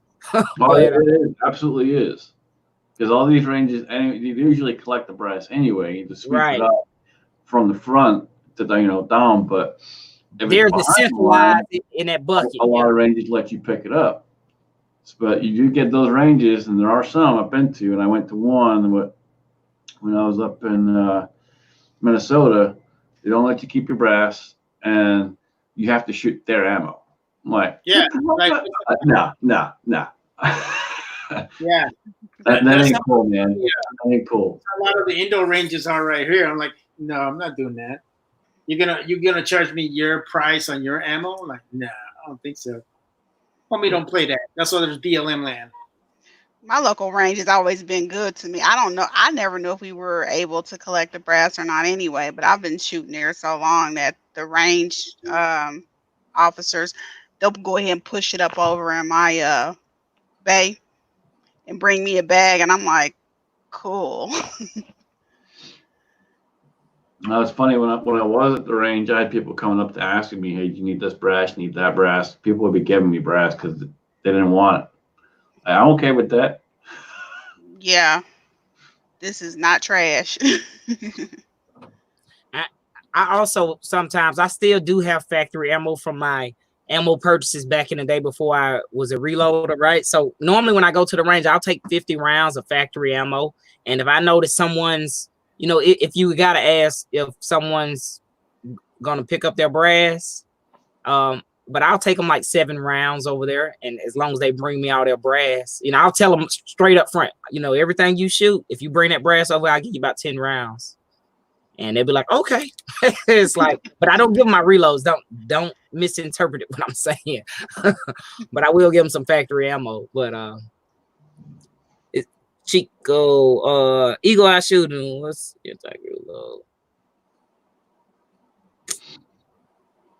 Yes. I sent you a dang picture, Kenny. I'll send it again. And you know what? Like I was saying when I first started, if you look for something, you don't find it. But as soon as I get off this live chat, I'm gonna find my load manual. But I did have a picture of the load Eagle Eye, and I'll send it right back to you, brother. Where we at? Did Kyle leave? Kyle been gone, bro. Yeah, he's been gone for a little bit. The old lady got home. Oh, that's what happened. Okay. He got whipped.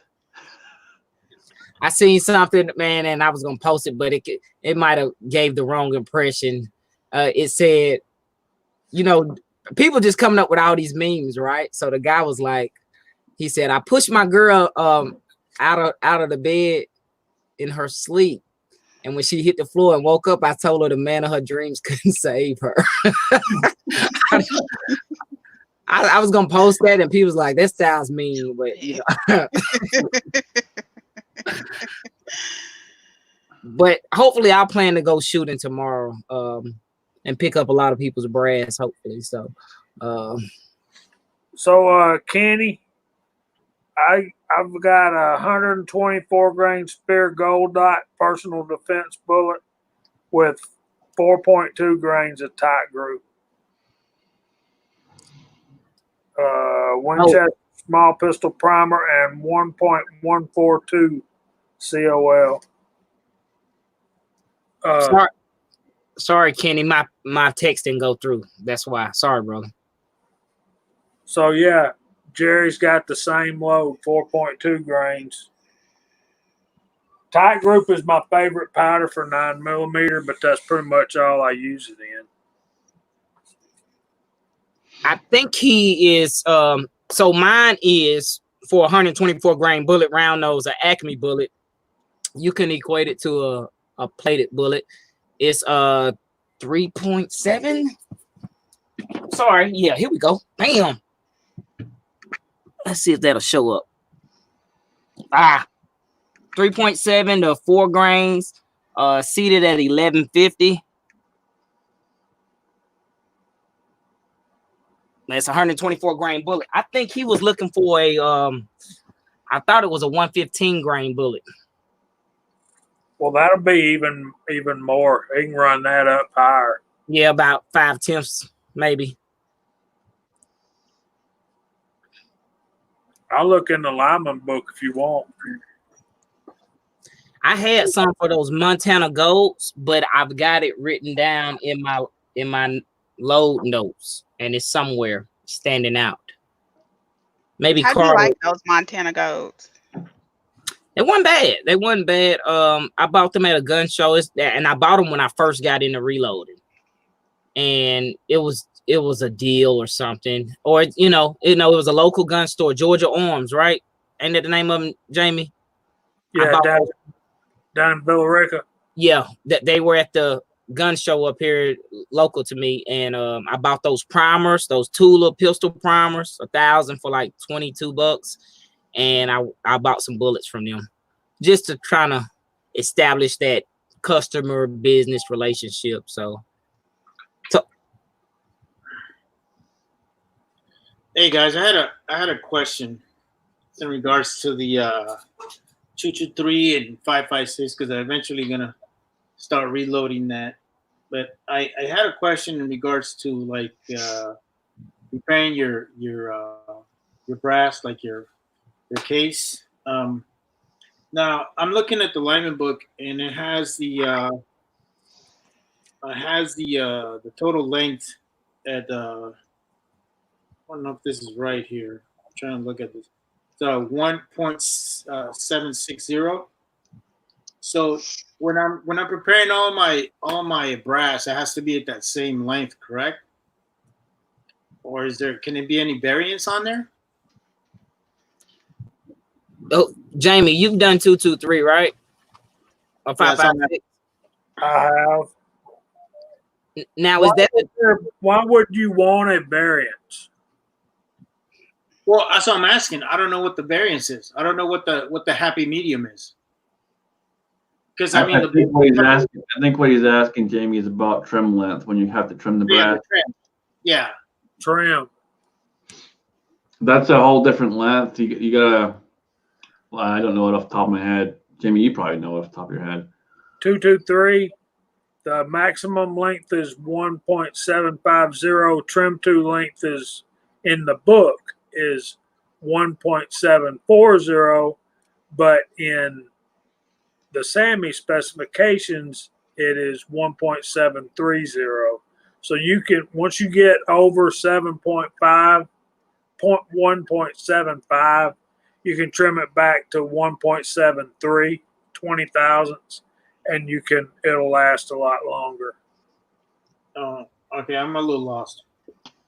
Okay, so I'm looking at the book, and the book says 1.760, right? That's the case overall length. Right. That's when you have the bullet and everything in there. Right. You got to trim your brass prior to that. I'm tracking. But what I'm saying is that so I know that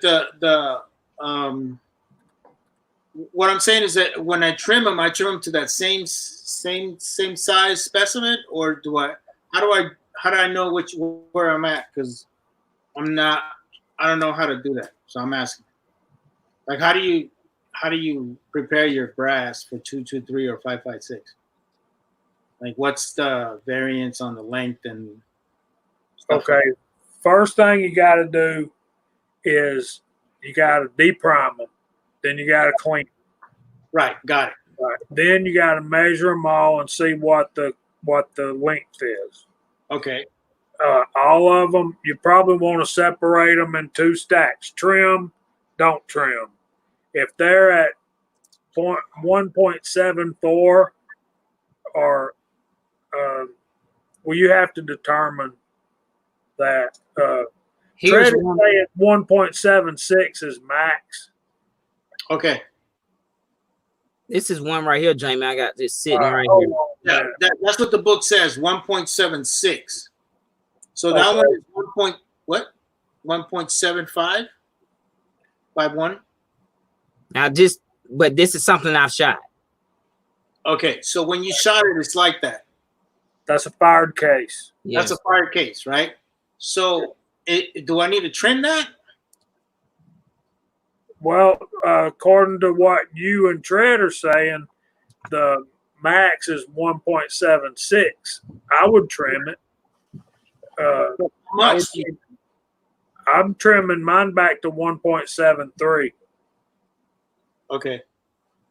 But see, his is not. I mean, what was the size again on that one, Chico? 1751. I'm sorry.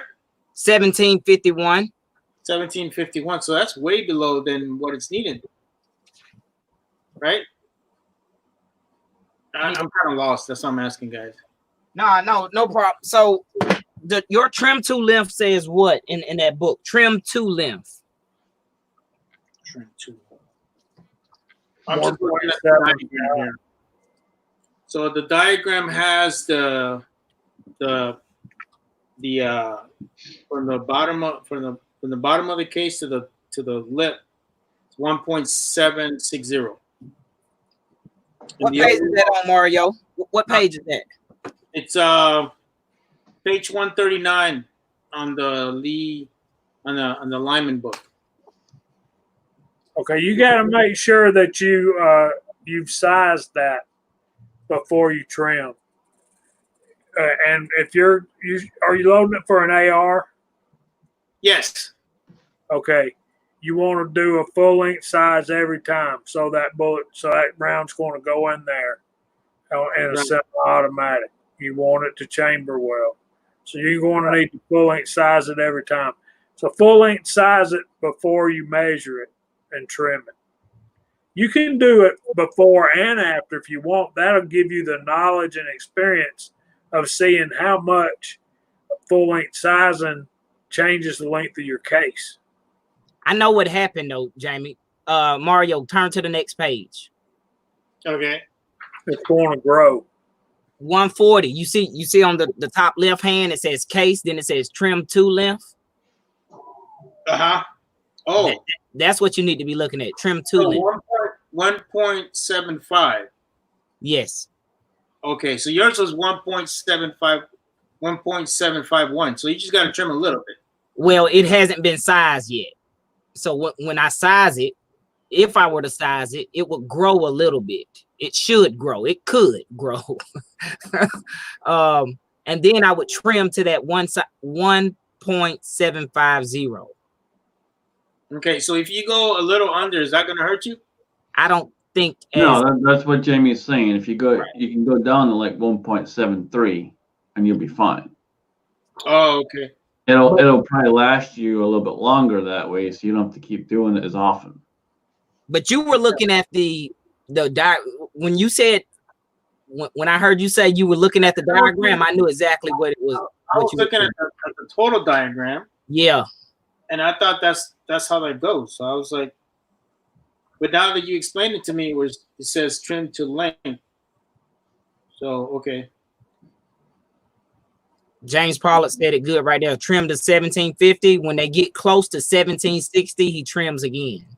So 10,000 variance, if you want to say it like that. Some people would disagree and say that's too much variance, but then again, you know what I mean. And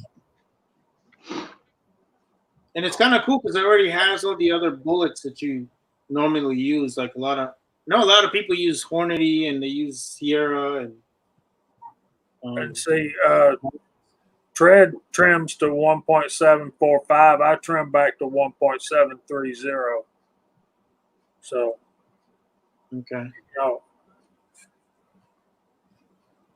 Yeah, I'm just asking guys because I just want to make sure because, I mean, I have the book, but you know. And Mario, when I first started 308, I don't know, so I learned something. When I started 308 reloading, it was a whole different beast than pistol calibers, and I found that out real quick. Oh yeah, yeah. I mean, well, rifle caliber versus pistol caliber. So, it's gonna be like a learning curve. It's a lot more prep work. A lot of people will tell you that, and yeah. So, but you'll get it, brother. Like I said, with all the people we got, like Rollis just commented, and all the people in the side chat. Yes, I got a gauge too. I do. I bought I like using the gauges, guys. But I like bought this one here. I don't know how good this one is. This is the what do they call this thing? That's the sharpshooters. That's a case gauge. Yeah, it's made by sharpshooters. I own some of their stuff. Yeah, I like their stuff. You know, I know. Jamie told me to get the Lyman. I know you told me, Jamie. I got the Lyman one. The best gauge you have is your barrel. I'm sorry, it just is. Mm-hmm. So when I put it in the barrel, what am I looking at? That's what I'm asking. Because I know I can. Whenever you plunk test, you just want it to drop in freely and turn freely. That's what you're looking for. You don't want it getting stuck. You don't want it touching the lands and grooves up front. You want it just hitting. That's it. Are we allowed to show barrels on here? I never know with YouTube sometimes. Show who? Barrels. I don't know. I don't know. Yeah, you can show barrel. We're fixing to get off anyway. Because I got mine broke down. Because I cleaned it today. So afterwards, I can show you mine if you want to see it. Yeah, that'd be great. But I just thought I asked, guys, because since I got you guys here in the panel, and I know I got all the other guys in the side chat, I know everybody has got their going to throw the 2 cents. Yeah, I did the same thing with rifle too, man. I asked so many guys questions about trim to length and stuff like that because I had to get a grasp of it. But I trim to whatever's in the book, and it's gonna be a conservative figure. So, right. No, that's cool.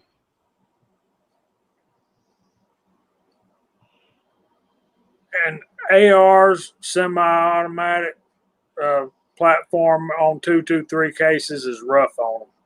It just is. And, my other question is, I got a lot of 5.56 military brass, and I know that for those you need something for the crimp. The primers at. Can you guys explain that to me, please? I don't understand what that is. He's talking about removing the crimp.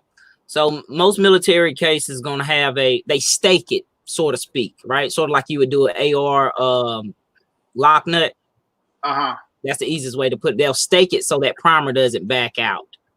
Okay. If you look at the primer pocket, you'll see like 3 little marks all around it, and that's where it's staked. Oh, I got it. Oh, so that part stays after you. Yes, so you can get a lineman tool like this, and you can get Edward says it good too up there. If you see his comment, Jamie, when you get a second. Mm-hmm. And that goes for anything. I do that with everything. Always make it turn around. Everything. Every time it may be a cartridge you've loaded 100 times.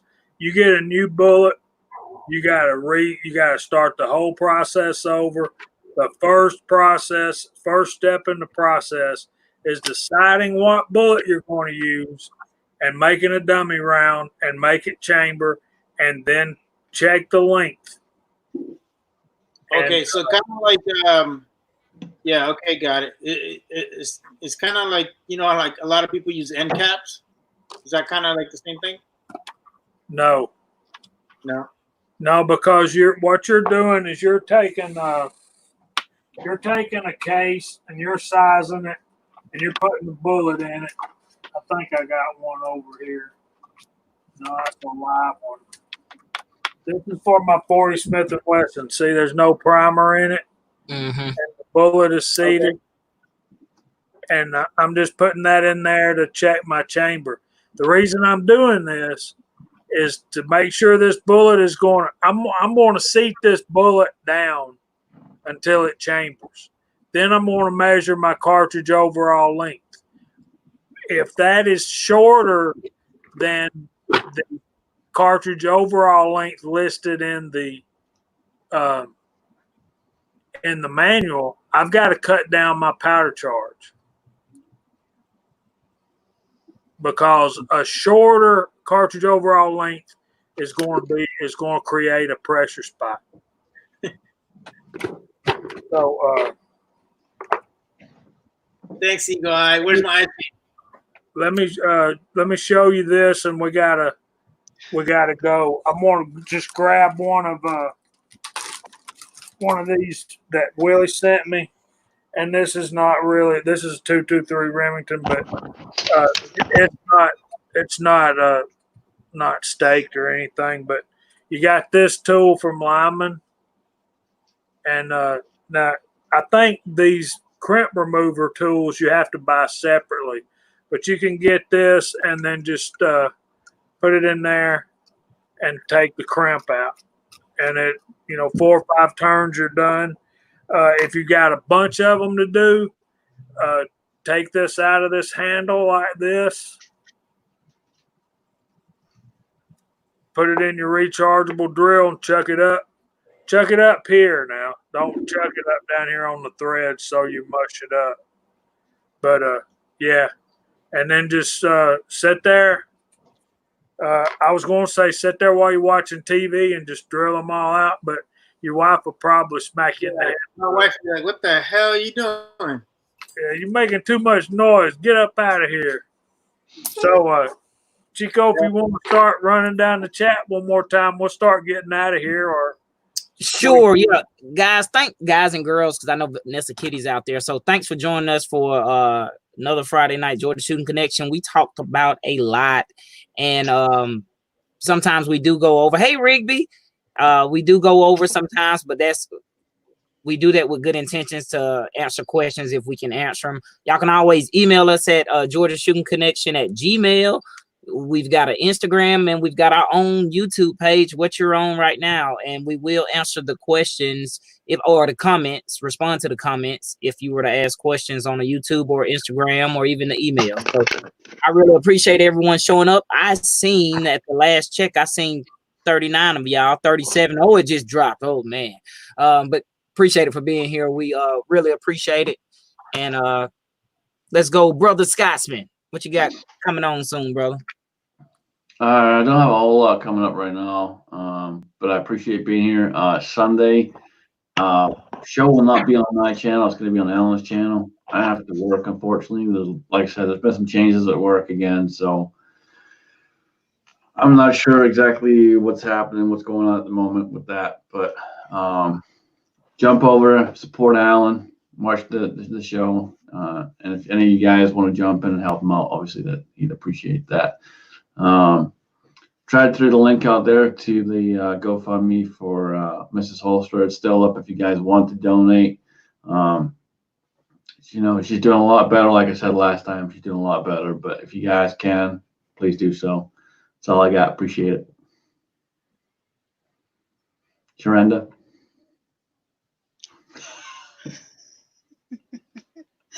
I'm sorry, guys. I stepped off for a second to go answer the door. Are we signing off? Yeah. Okay, thanks for having me on at the last minute. Sorry I was late, but I had to go pick up my car, and hope everybody is staying safe and healthy. And I'll be lurking with you guys later.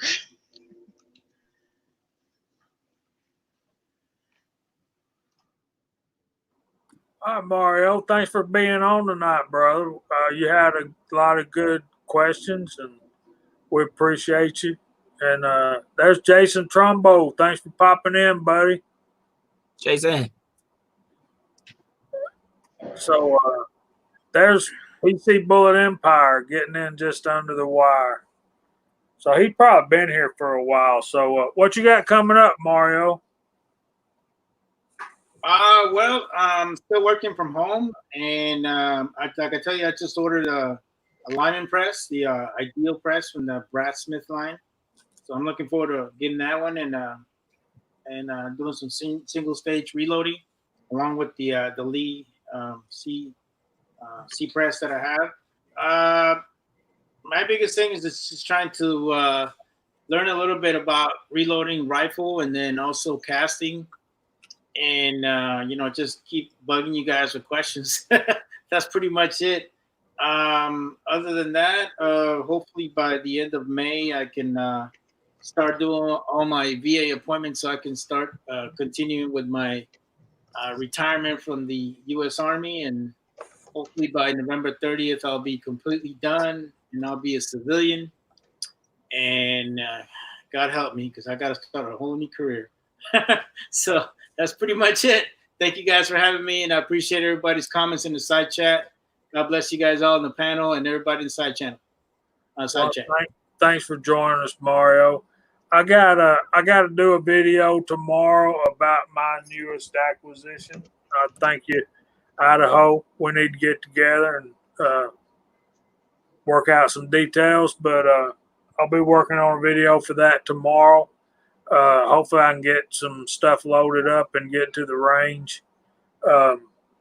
Got a lot of bullets to try in 38 and 357 Magnum, and now I got something to compare. So I got lots of stuff to do, lots of ideas, but not enough time and energy to get it all done. But I want to thank everybody come out tonight. Thank our guests, Mario, Sharonda, Crazy Scotsman.